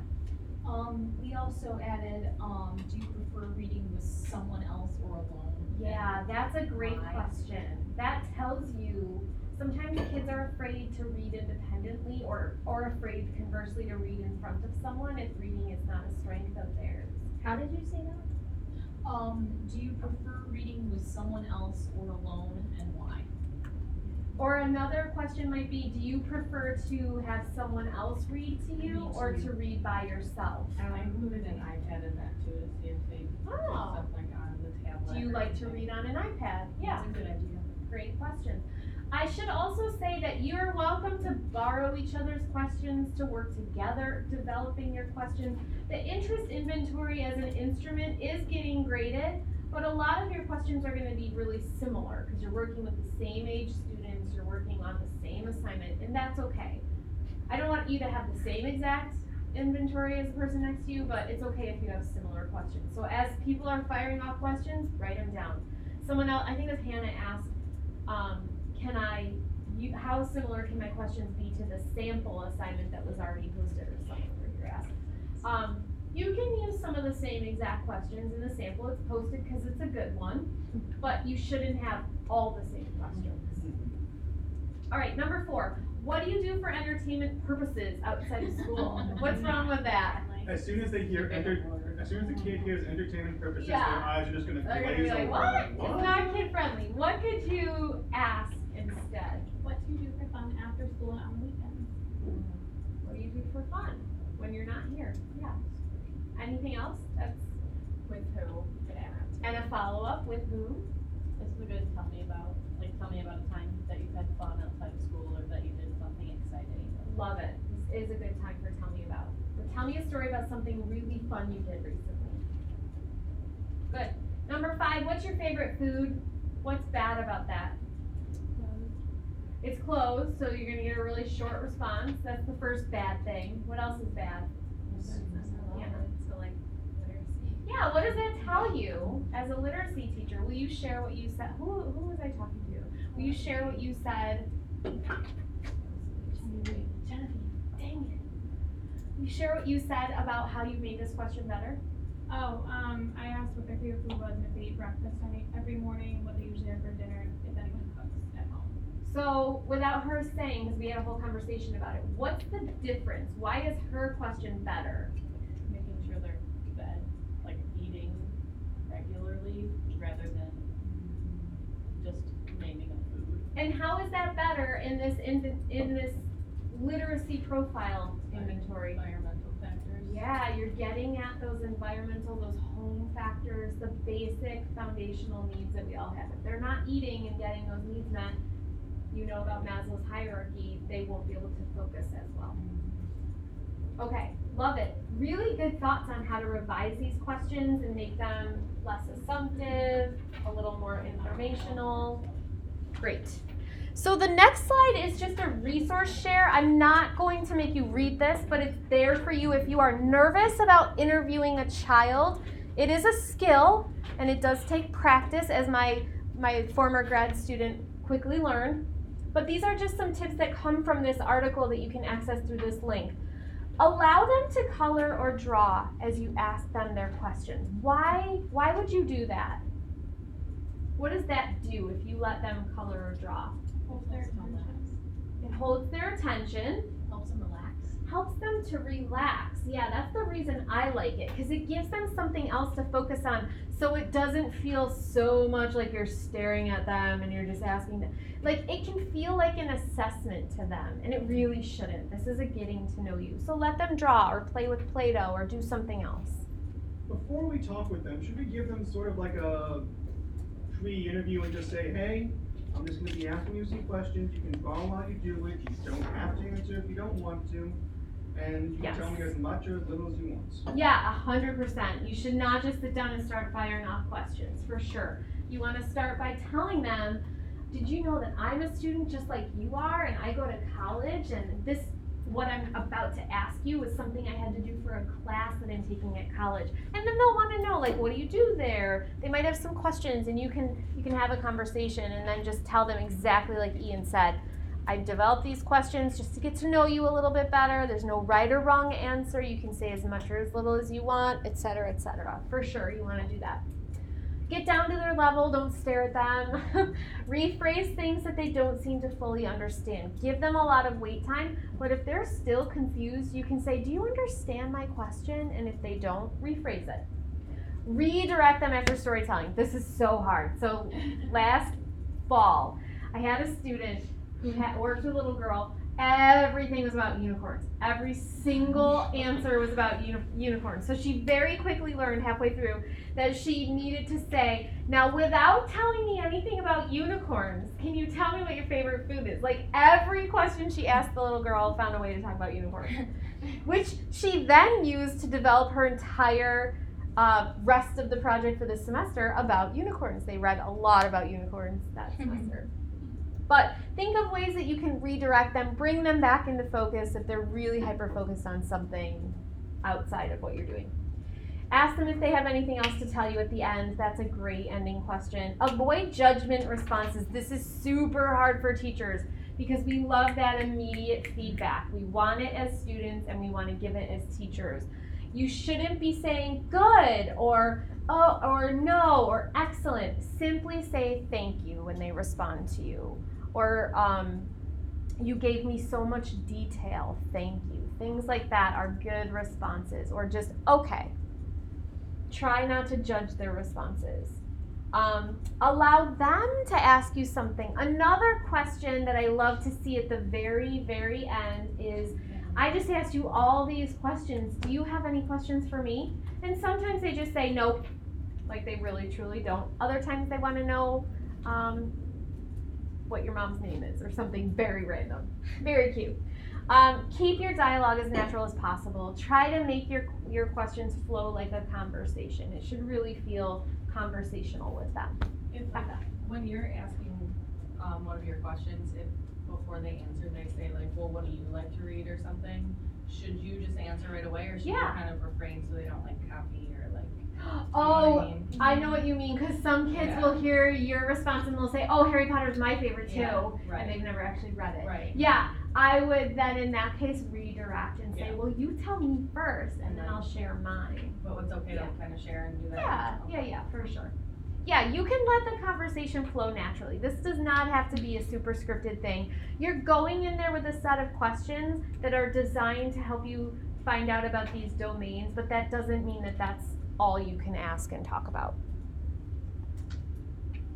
Okay, so what I want you to do now is to get out the draft of the questions that you have started writing, share with someone else around you, pay attention to these tips on writing questions, revise any that need work. I'm happy to take a look And then that says administer ASAP. None of you have placements, so administer it when you get your placements. And then the full assignment is due on the 10th. We will take a look at the full assignment after the break. Sorry, there's no break. We already took the break on the next slide. So take 5 minutes to chat with the person around you, and I will just mill about. If you have any questions that you're like, I don't know if this is a good one, I will happily take a look. So there's only 5 different ones. Oh, I guess we should go over the assignment because it's confusing. I already hear what's happening. So if you go into the assignment description, I found this gunning reading after I started teaching this class. And so the gunning reading was not a foundational reading that anyone was ever doing before I came along and started teaching this. But if you look at the assignment description, it says you're administering a series of open-ended questions, you're expected to develop your own, blah, blah, blah. Here are the domains. So it's family and home environment, which goes with environmental factors. It's emotional, social, affective we have, physical we have somewhere over here, and then their schema or their learning styles. I absolutely hate that because learning styles have actually been debunked. We don't have learning styles. We all learn in all of the different ways, so I don't like to talk about those. So instead of schema and learning styles, I prefer the cognitive factors. We do have social and the emotional.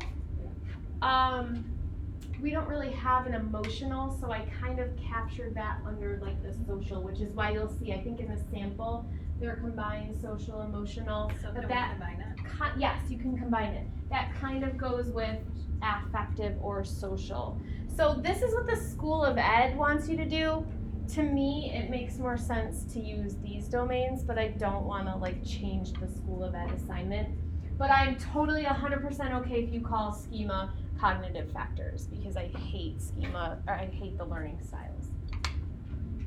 And no one's gonna ding you, like when you get to your portfolio and they're like, oh, you have cognitive instead of learning styles, they're not looking that closely at it. So these are the categories roughly. You're welcome to combine social and emotional, and you're welcome to call schema learning styles cognitive. So you're gonna come up with these domains, write your questions, administer your interest inventory, and then you're gonna write an analysis paper. So part 1 of this is to submit a blank copy of your interest inventory before you administer it. Part 2 is to submit your interest inventory with your students' responses all included. And you can have them write it if that's appropriate, but I would really prefer that you administer it orally to them. And you can have their notes on what they said or a verbatim typescript of what they said. Whatever works for you. If you have permission to record, it's easier to just sit and have a conversation than to have to type or write their responses as you're in the moment. But that will be up to your placement and if you get that permission from their parents. Then part 3 is your analysis, and in this part you're going to summarize the experience, describe how you administered it, write about the notes that you made to yourself and the link between the students' responses and implications for planning, for teaching, and for managing. So for planning, we're talking about how is the interest inventory going to help you plan your instruction, like the what you're going to do. Teaching, how is it actually going to help you in your methods and your pedagogy, the literal act of teaching them. Those are 2 different things. It's like curriculum and pedagogy. And then managing. Did anything come up that would make you think that that student needs a different kind of management method or technique? So that's the whole assignment in a nutshell. There's one other little extra part called the entry slip, and this is what goes into your, so hard to do this. This is what actually gets put into your portfolio. I am so bad at this. I'm trying to make it smaller. So when it comes time to do your portfolio, raise your hand if you have no idea what I'm talking about when I say your portfolio. Okay. so you all know you're writing portfolios. Your portfolio is aligned to the Danielson's framework, which has 4 domains, and Nazareth added a 5th domain on technology. When you sit down to do your portfolio, you're going to look through all of your course assignments. Every domain has separate components. I think you have to choose 3 components, and every single domain's one component you have to do. You have to submit evidence for the first component. So this assignment works really nicely for domain 1B. And I don't think I list domain 1B here anywhere, which is the using knowledge of your students to plan your instruction. And so you're going to submit these little slips, these little narratives for every assignment that you're going to use in your portfolio. Align it to the framework, which is linked there. You're going to do a little bit of writing about it, describing the relationship between the piece of evidence. The piece of evidence is your assignment when you get it back from me. Describe the piece of evidence and your knowledge, skills, and understandings. Describe how those things demonstrated in this piece of evidence are reflective of the domain that you selected. You should all pick 1B, the component, and the element that you've identified. And that comes right from the Danielson's framework. Include specific examples, why you made this connection. And then down here is the reflective analysis. There are a whole bunch of questions.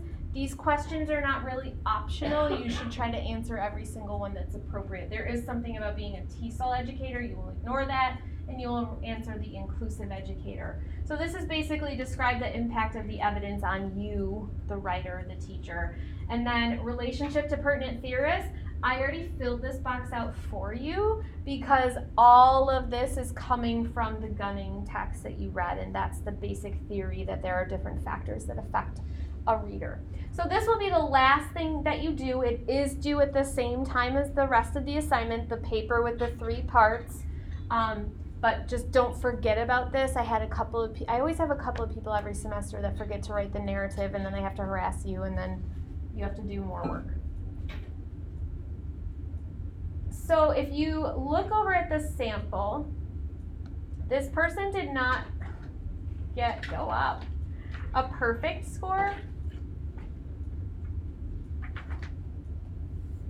but they did very well. I changed their name, but you can see the headings that they used. I did not include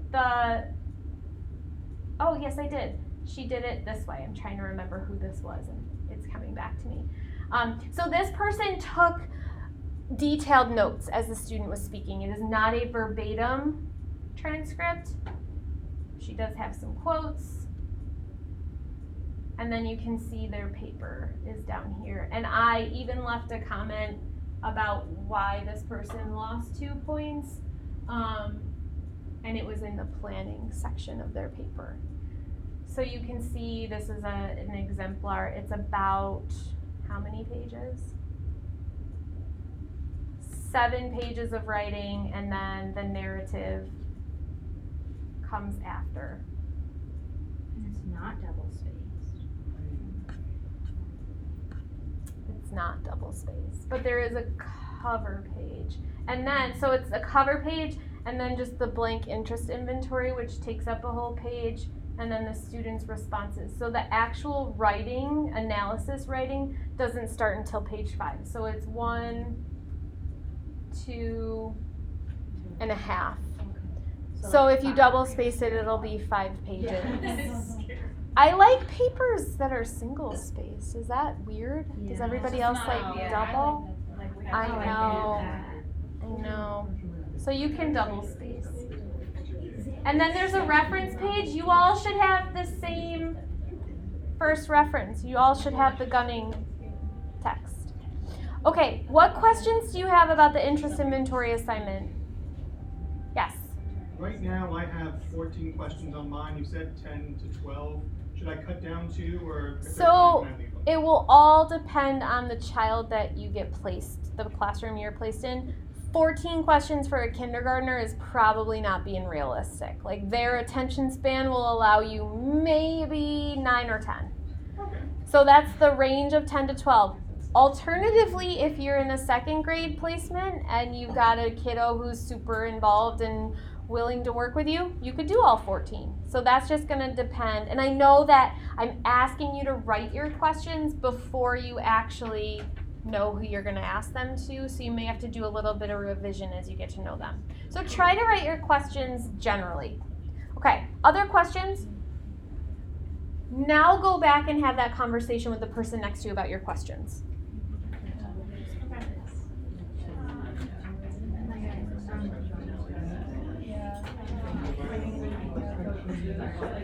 Some of these are just kind of like easy questions, just something fun that I think the kids want to answer, and that kind of puts them in the test mindset, like, if I know $100, you can deal with that follow-up question. Who's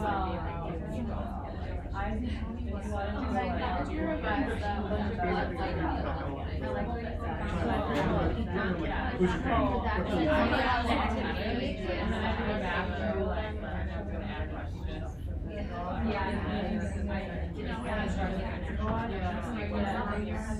I've been in here. Thanks. Stupid. I guess obviously it'll be too. I just tell me about a time when I forgot communications. What you're reading, what you're reading. So yeah, there's something I'm gonna do. Like there are kids with, and then I can have Would it be helpful to see a sample that got a perfect score? Yeah. You don't care. Isn't the only thing that points on half It's and half? 2 Yeah. points off, so But I it's love not a samples. big difference. I find that there are two kinds of grad students in this world. One that's like, it's only 2 points, I can be fine with a 58 or 60, and others are like, I need to know exactly where those 2 points came from. All right, I will try to give another sample that got a perfect score. You're not like that? I'm not. No? I'm half and half. Yeah, if you get an A minus, you're just like I'm half and half, but I'll never deny a sample. No matter if it's a bad sample or a good sample, so I don't necessarily matter to me, but I would take all the samples. Like, I need to talk about the assignment 10 times before I really. Where I'm like, I can visualize, yeah, I get it. See, I have to like, that's awesome. I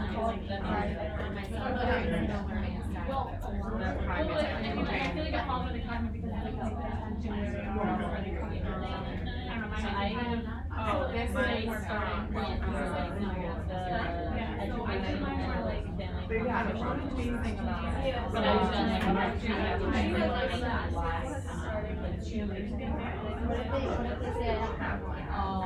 was gonna, my follow-up is, do you feel like you're tired a lot?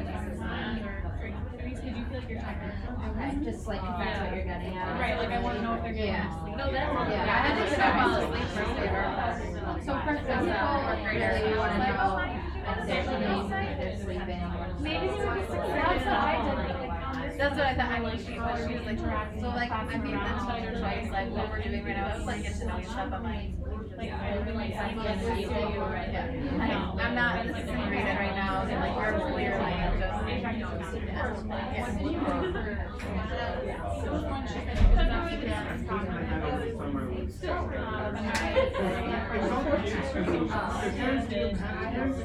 Basically wanted to put them in daycare, and all the teachers do. So like, I feel like I'm not being listened to much more on the time too, so like I have a lot of music, just, you know, But they're like every day. A way to like revise and add a different follow up. That's what I've been trying to do, like this, like, we talk about the school night, like that's what, like, most of my kids don't, like, they're up, like,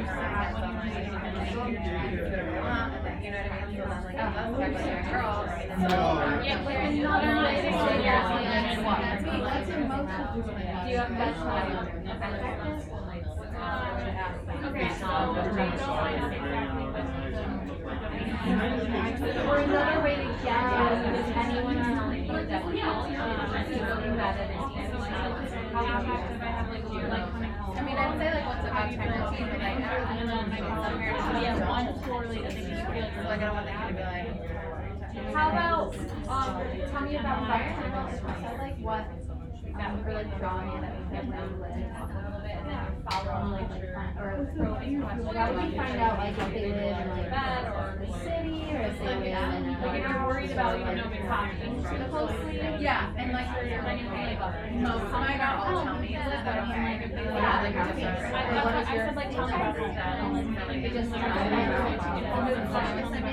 Cause I do, I like how it's like not right. Oh, she said like where you go when you're chatting. Like I just said like I was talking about your house and I was like, tell me about his home is such like a bronze time. Well, it kind of goes under like safety. Like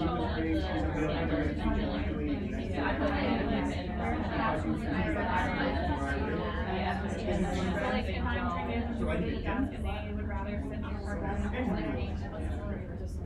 I feel like I run out. Like that maybe where's your favorite place? Where do you like to make the bathroom? And then like my follow up is why do you like this space? Is it comfortable? Because you hear or see better? Because that can touch optical. Is it easier to spread your things out? It's like right outside the city. It's around the. Oh yeah. So it's like just outside the city. And it cannot be worse than the first one. First time today. There was one kid who definitely needed a one-on-one, asked me one-on-one, and went through 6 one-on-ones at the time I was there, which was the first half of the year. The first one, and How do you like color? and then the second one, needed a one-on-one, was not provided. And so the first one-on-one had basically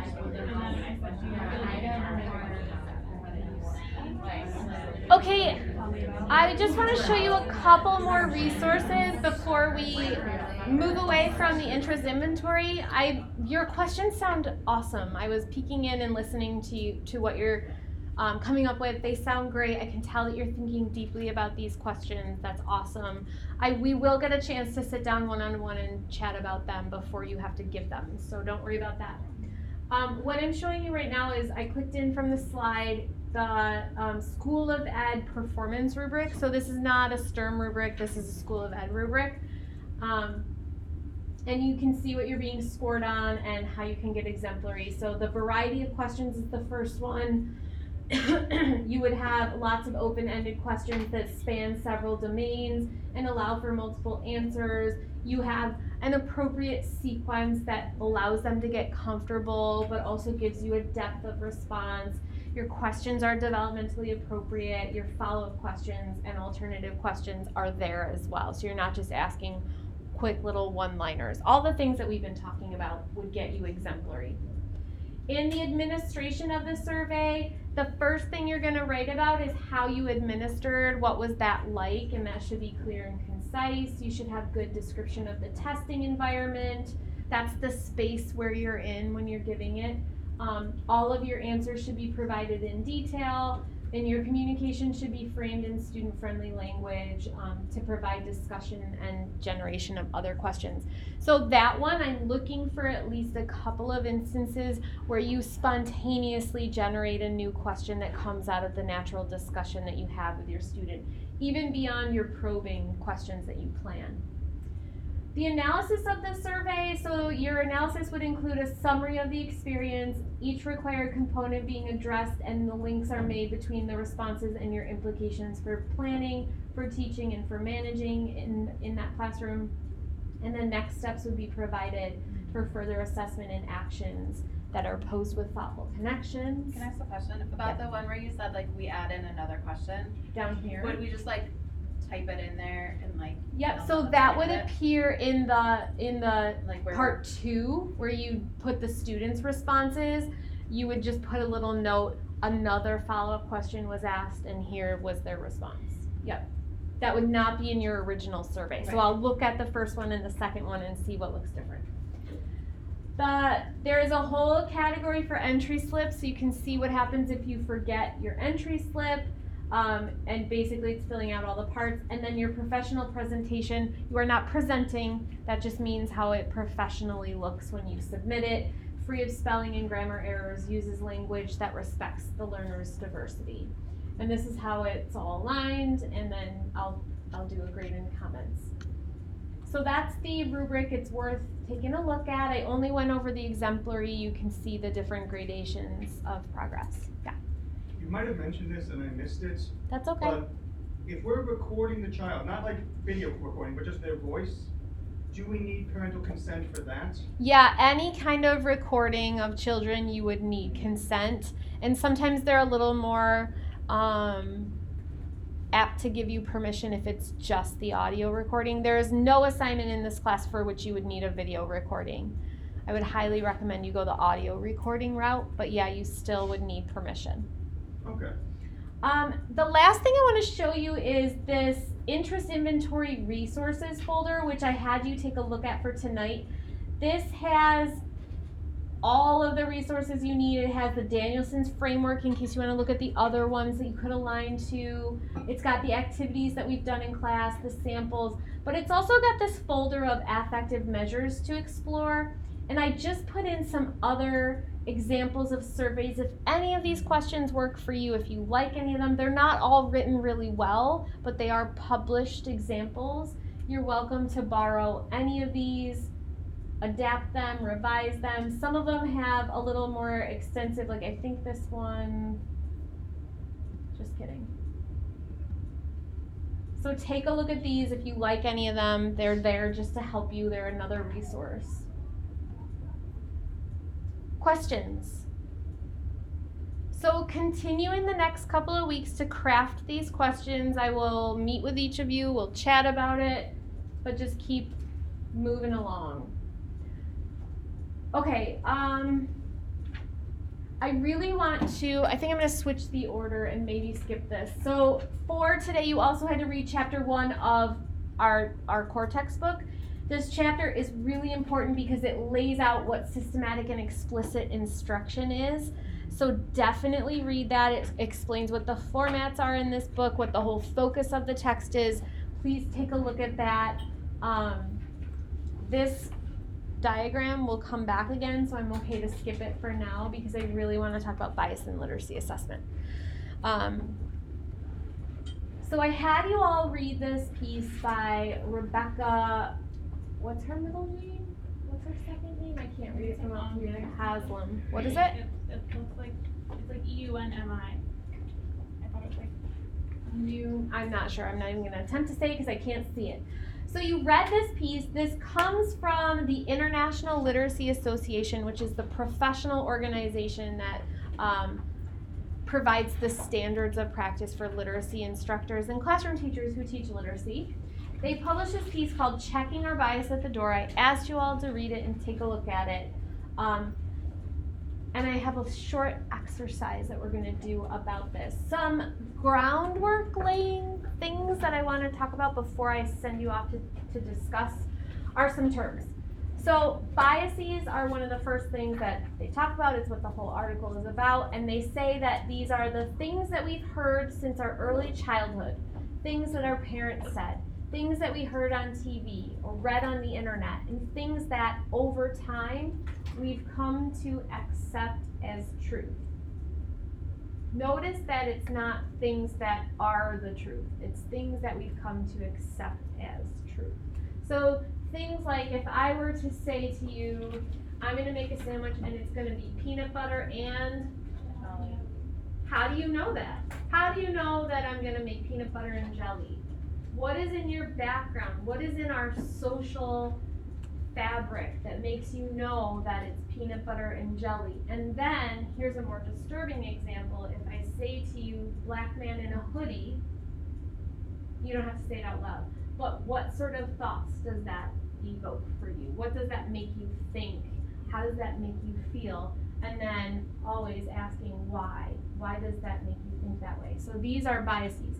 Implicit biases are the attitudes or stereotypes that affect our understanding, our actions, and our decisions in an unconscious manner. So I'm assuming that all of you in this room are upstanding citizens, are not racist people, but that image that I just made you think probably made you react in a certain way. Another example, if you are walking down the street at night by yourself and you're in a city, walking alone, and a large group of men come at you, I'm sorry I'm saying men because there's mostly women in this room, come walking at you in the other direction, what's your initial thought? Do you think, oh, I gotta cross the street? And why do you think that? That would be your implicit bias coming into play. Do you need help? Do you need an extension? I'll go over here. Okay. And then the last term is othering, and othering is when we can't fully understand someone else's experience or even relate to it at all, and our brains default to what we think we know or what we think is probably true about that person. So we do this unconsciously, we other someone. Well, they are like that because they're this kind of person, and I am not that kind of person. That would be othering. We do this all the time in politics. So I want you to have a quick conversation about this article. Let me just see. Yeah. So quickly chat with the person next to you. How did this article make you feel? What did you think about as you were reading it? And then just your general overall reactions. So actually, in my position, this is like a huge the first day that they gave us a talk about this, so like, yeah, it's a huge shooter. I didn't think anything different, because it's like, what?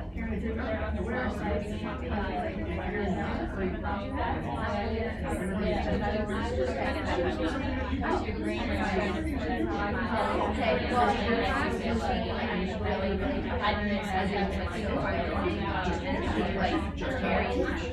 was like, okay, everybody in here thinks this. So they don't say they right, and it might be different than somebody else like yeah. So like just understand that it's just like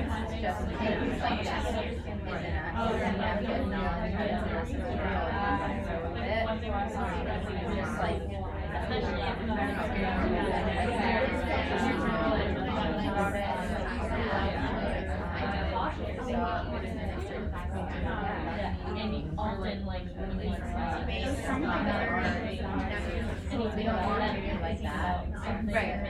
especially like in the profession that we're in, like we're not, but you can't change the way you grew up, like you can't. And it's still like the same way, you just have to be aware of it, like you said. That's primary instinct for your students, it's really and then there's certain other in things positive interactions with that are a wide variety of cultures and them seeing them in different roles that they want to that's one thing that I would hold them to. It's the only time I was in a private Christian studies, so rich, and the only time, yeah, the only time I like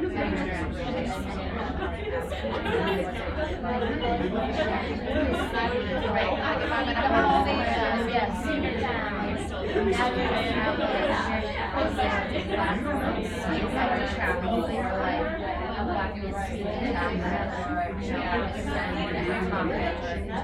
So stuff like that, very mindful of, and also like, yeah, that's true, like I feel like my mom used to say, in which that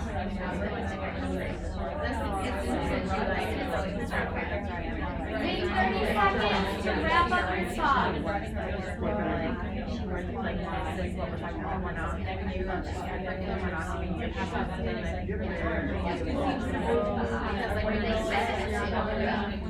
I mean, the most basically were like, our district is so diverse, like it's not like, we have like a really big up and like literally,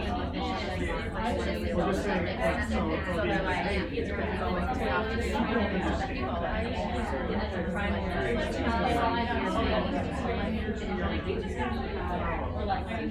Okay, wrap up your conversations. I would love to hear what you were thinking about. What are your reactions to this article? How many of you, before we start, show of hands, have had conversations about culture and race and class and gender that ask you to really think very deeply about this stuff? Awesome. When I asked my undergrads, there's like none, and then like, oh, okay, we're gonna do it anyway. They'll get there at that level. Yeah, till grad school. Yeah. which is unfortunate, which is why I forced them all to do this. All of my undergrads read this as well. So what are you thinking? We read a book in 501 with Ellen called Revealing the Invisible, and that's what made me think of mostly because Good. Who had Ellen and read Revealing the Invisible? Can you explain? There's some hands that are not raised. it talks about a school district, I think in like, it's like southern Texas, where a lot of the population is Hispanic, and they talk about the assumptions that these white women who go in and tutor make about the, the children that are, they're all English language learners. Right. And, how did that make you feel? Did you feel like you were racist by the end of reading? At the beginning I did. It makes you I think struggled. about things you never thought. I went like up and down reading it. It was Yeah, very, it was an emotional roller coaster. class. Yeah. It I'm was glad. really, yeah. Wait, maybe it is. I was like, maybe I'm a racist, but maybe not. Yeah. Well, Yeah. like they start off by saying like you think all of these things and these are all racist things that you're thinking, but it's not your fault, but it kind of is. Yeah. It does. Yeah. I feel like the most important thing though was like, we learned like, you're not supposed to sit around and feel this guilt about it and feel like all bad about it, like you're just supposed to go and improve. Own and it, do better. Yeah, Own it and do what you change can, but like sitting around feeling guilty isn't gonna make it Because the better. first like half of that book I spent feeling guilty. Yeah. Yeah. Have you any of you heard of critical race theory? It's the theory, like that abstract background thinking that lays the foundation for all of the stuff that you're talking about and all of the really good research that's happened in race in schools. And basically the theory says that everyone is racist to some extent. Like you don't get to escape racism because we live in a society that is racist. Our institutions, our systems, our everything comes from a stance of white privilege. And if you are in that population, even if you are a person of color, if you present white, you will have some sort of privilege. If you are a man, even a man of color, you will have more privilege than a woman. So that's getting into gender. But critical race theorists will say that you cannot escape racism in the US because it is ingrained in you and you have benefited from it. And unless you have not benefited from that, you can't escape it. Which is like a super hard pill to swallow, especially like teachers are generally good people, I think. And so to think like this room full of good people are sitting here now thinking, oh man, I'm racist. And like Meg said, you shouldn't feel bad about that, but it's more about like owning that and thinking about the day-to-day interactions. Here's a fun exercise that got me to thinking about this. I read a book this summer called White Fragility, and it's all about being a white person and knowing what that means when you step into different arenas. And one of the questions is, how many people of color do you have in your immediate circle of friends?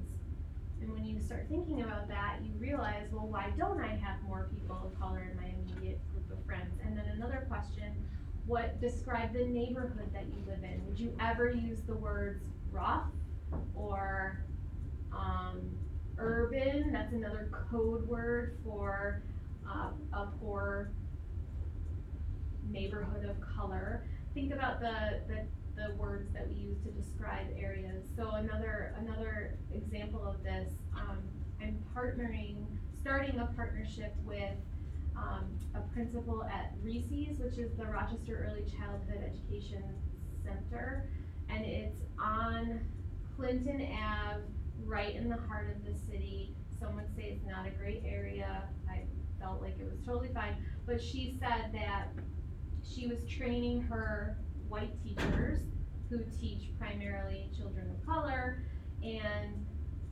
she said to them, I would really like to have an outdoor lawn fete for our families. And one of the teachers said to her, we can't do that in this neighborhood. That's not the kind of thing you do downtown in our neighborhood. And the principal got very upset and said to her teachers, like, you can't be saying those things about the school that we work in. This is our students' community. This is their space. This is where they live. Like, they actually live on the streets around us. And if that's your attitude every day, we can't have an event out in our parking lot. That needs to change. That's a bad way of thinking. So just, I don't wanna say all this to make you feel bad or feel guilty, but just knowing that I'm looking around this room, we are privileged in this space. Why is it that we are a room full of the people we are? Why do we not have more people of color in this space? What is it about our lives that led us down this path to be in this room at NAS on this night, studying this content, and we don't really have many people of color in our program? So I think about that all the time as a professor in this line of work. And then when you all get out into your schools and you're working, and if you're in a city school, why do the teachers look so different than the students? And what's wrong with that? Is there anything wrong with that? The answer should be yes. And then what do we do to change that? Okay, so I blattered. What else are you thinking about all of this? Becca? I always go to like my judgment of the mom with the screaming baby in the grocery store, and you just like automatically think like, oh my god, like she can't control her kid, or like transferring it like to school, like if you know it's like a special day or something and the parents forget to send them in like wear your blue shirt day and the parents don't, like immediately your mind is like, oh my god, this mom couldn't put their blue shirt on their kid, or like they don't read the folder, stuff like that. You never know like what's going on, and it's important to like you were saying like acknowledging, like yes that happens, but it's important to like step back and like see that that's what you're doing and then go from there. Yeah. What else? We talked about like sort of your like what did I say, primal instincts, and how whether it's something you have experienced or haven't, like if you are a female and there's been males that have whatever, and or if you've seen something on the news or heard something, like your primal instincts, I learned this in therapy, will like remember the negative over the positive. Even if a million positive things have happened with groups of people or whatever, you'll remember the negative simply to not get hurt or not or be able to survive. And that's kind of what implicit bias is then. So if you're like aware of that, at least that's why your brain does that, you can take the step back and say like, okay, am I gonna live remembering the negative and treating that way, or like, okay, now I can think about all the positives. But it's important to know that like we're all wired like that, like simply so we don't end up hurt or we don't end up dead. And so it can be something as simple as like a conversation with someone, and Genevieve might have said one thing that hurt my feelings a year ago and then 3,000 things that were nice. And I might still remember that one thing. No, I still might remember that one thing.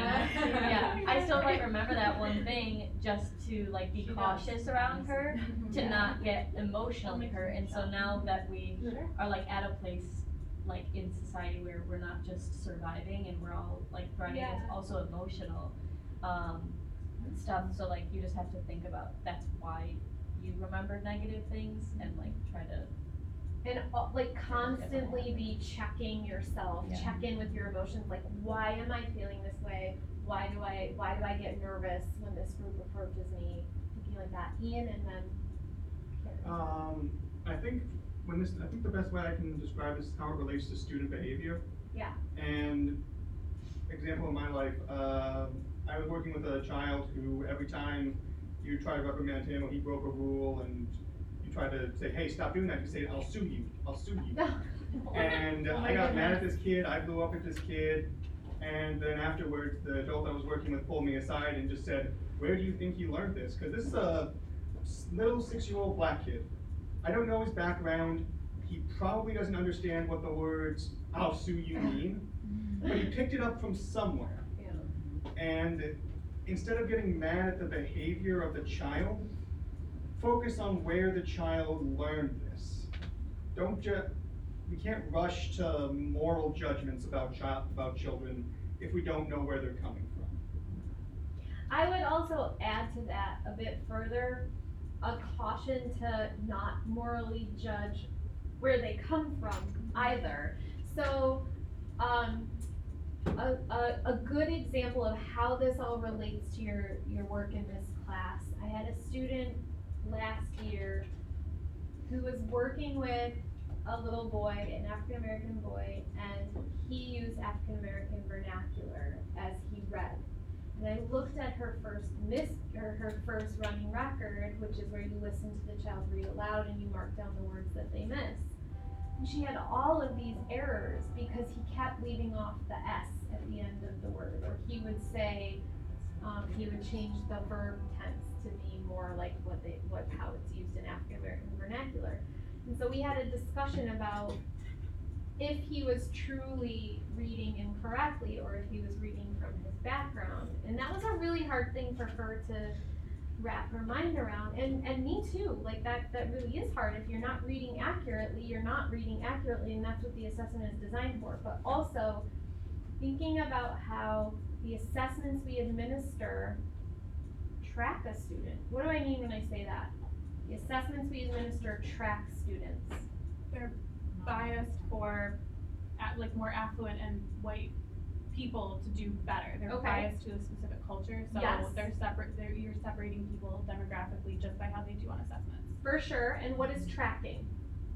That like one bad assessment will follow him and start him like down to like maybe getting like special reading. Yeah. Putting them in a box Right. already, and that's how you see them now. So you're essentially taking your cultural bias or whatever you wanna look at, and now you're putting it on, oh, this kid's stupid, or whatever term. So they're gonna be in the pigeon group, Forever. right? And the Cardinals and the Eagles will be over here, and this kid's in the pigeon group. reading at the same level.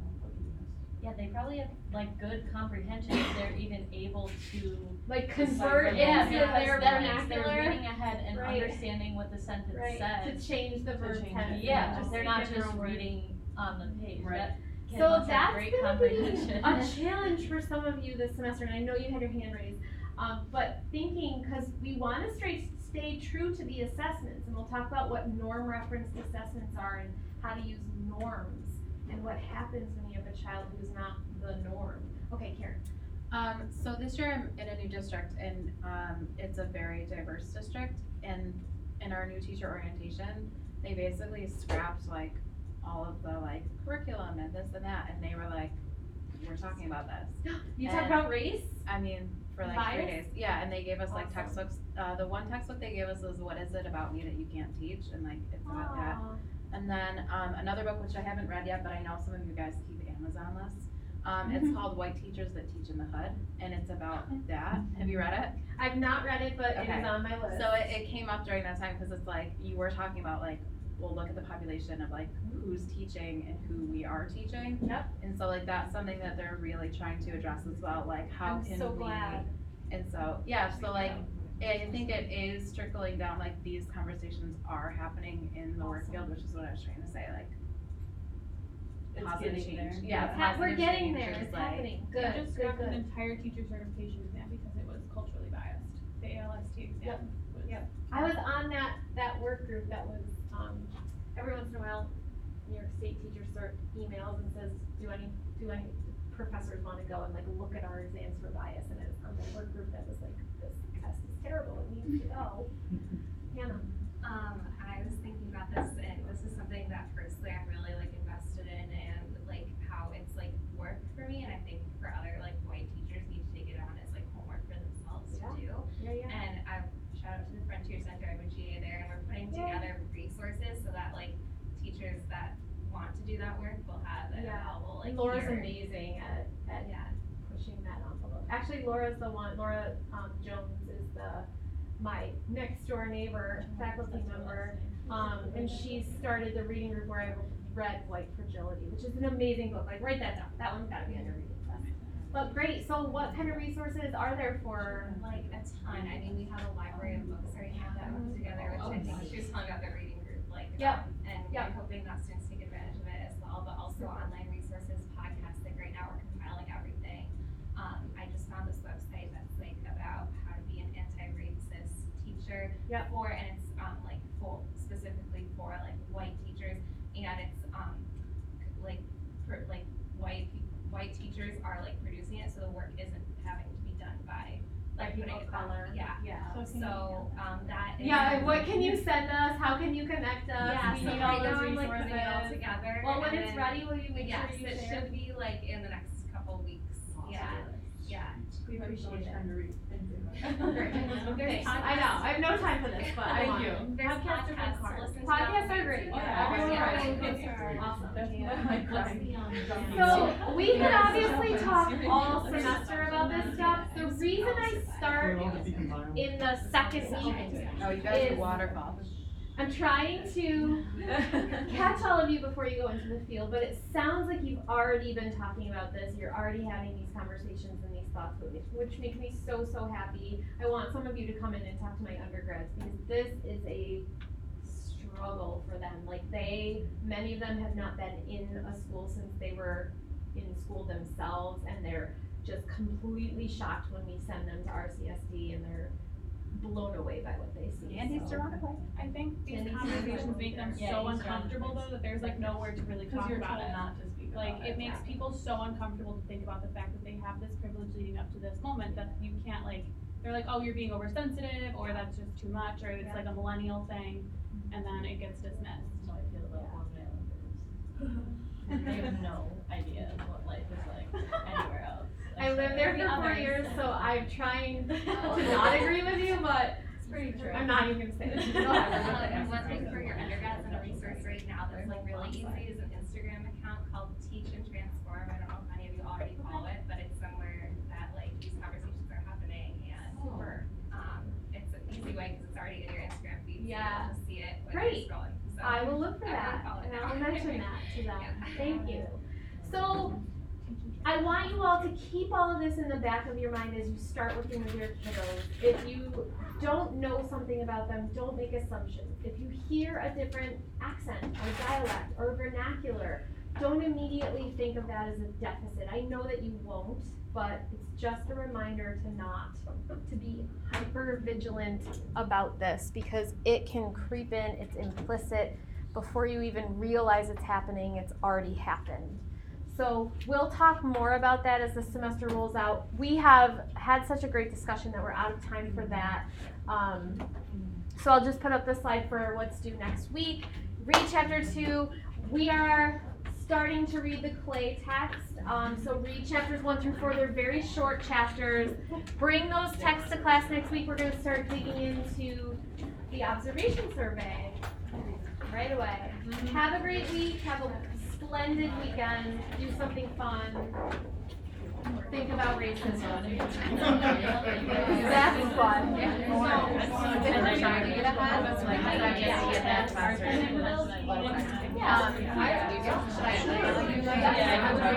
When it's ready, send me to it in your Drive account, and I'll go in and make sure check it out.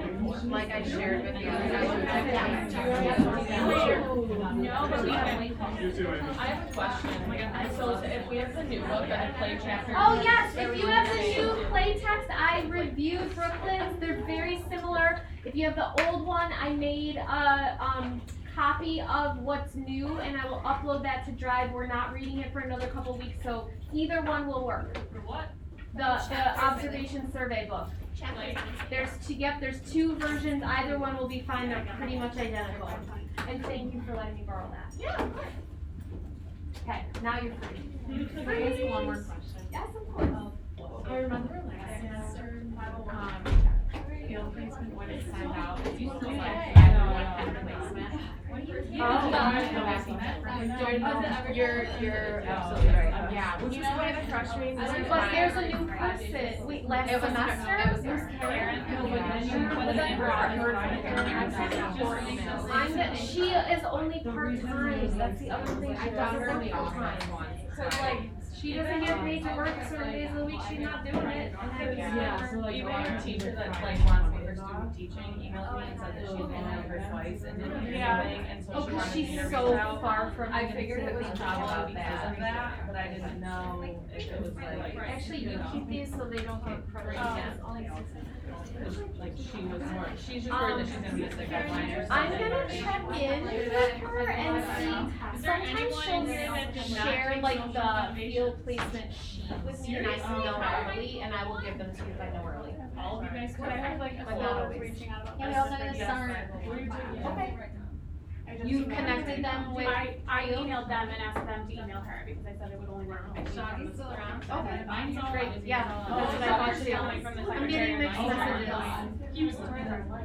And part of me is like, they're in the process of hiring somebody new, like she's leaving whenever that person gets finally hired. They've been in the process That of person gonna be full-time? finalizing, yes, Okay. that person is Well, not. like, I don't know, this part is like the teachers I wanna work with, they call their husband and wife team that will teach full first grade classes, but they like mix. Stop it. They were my like teachers when I was. That would never work with me. Oh, and they have their own like wing of the school and like they are like That's faithful amazing. there. But I just said one, I would do like, I don't wanna confuse her and be That's like good. both, but- You can do what you want when you get Yeah, your that's placement what I as long as figured. you have one. Ooh, I need to stop my recording. I have one last question. I don't know if you can answer it, but. Let me stop this Oh, so your sorry. question is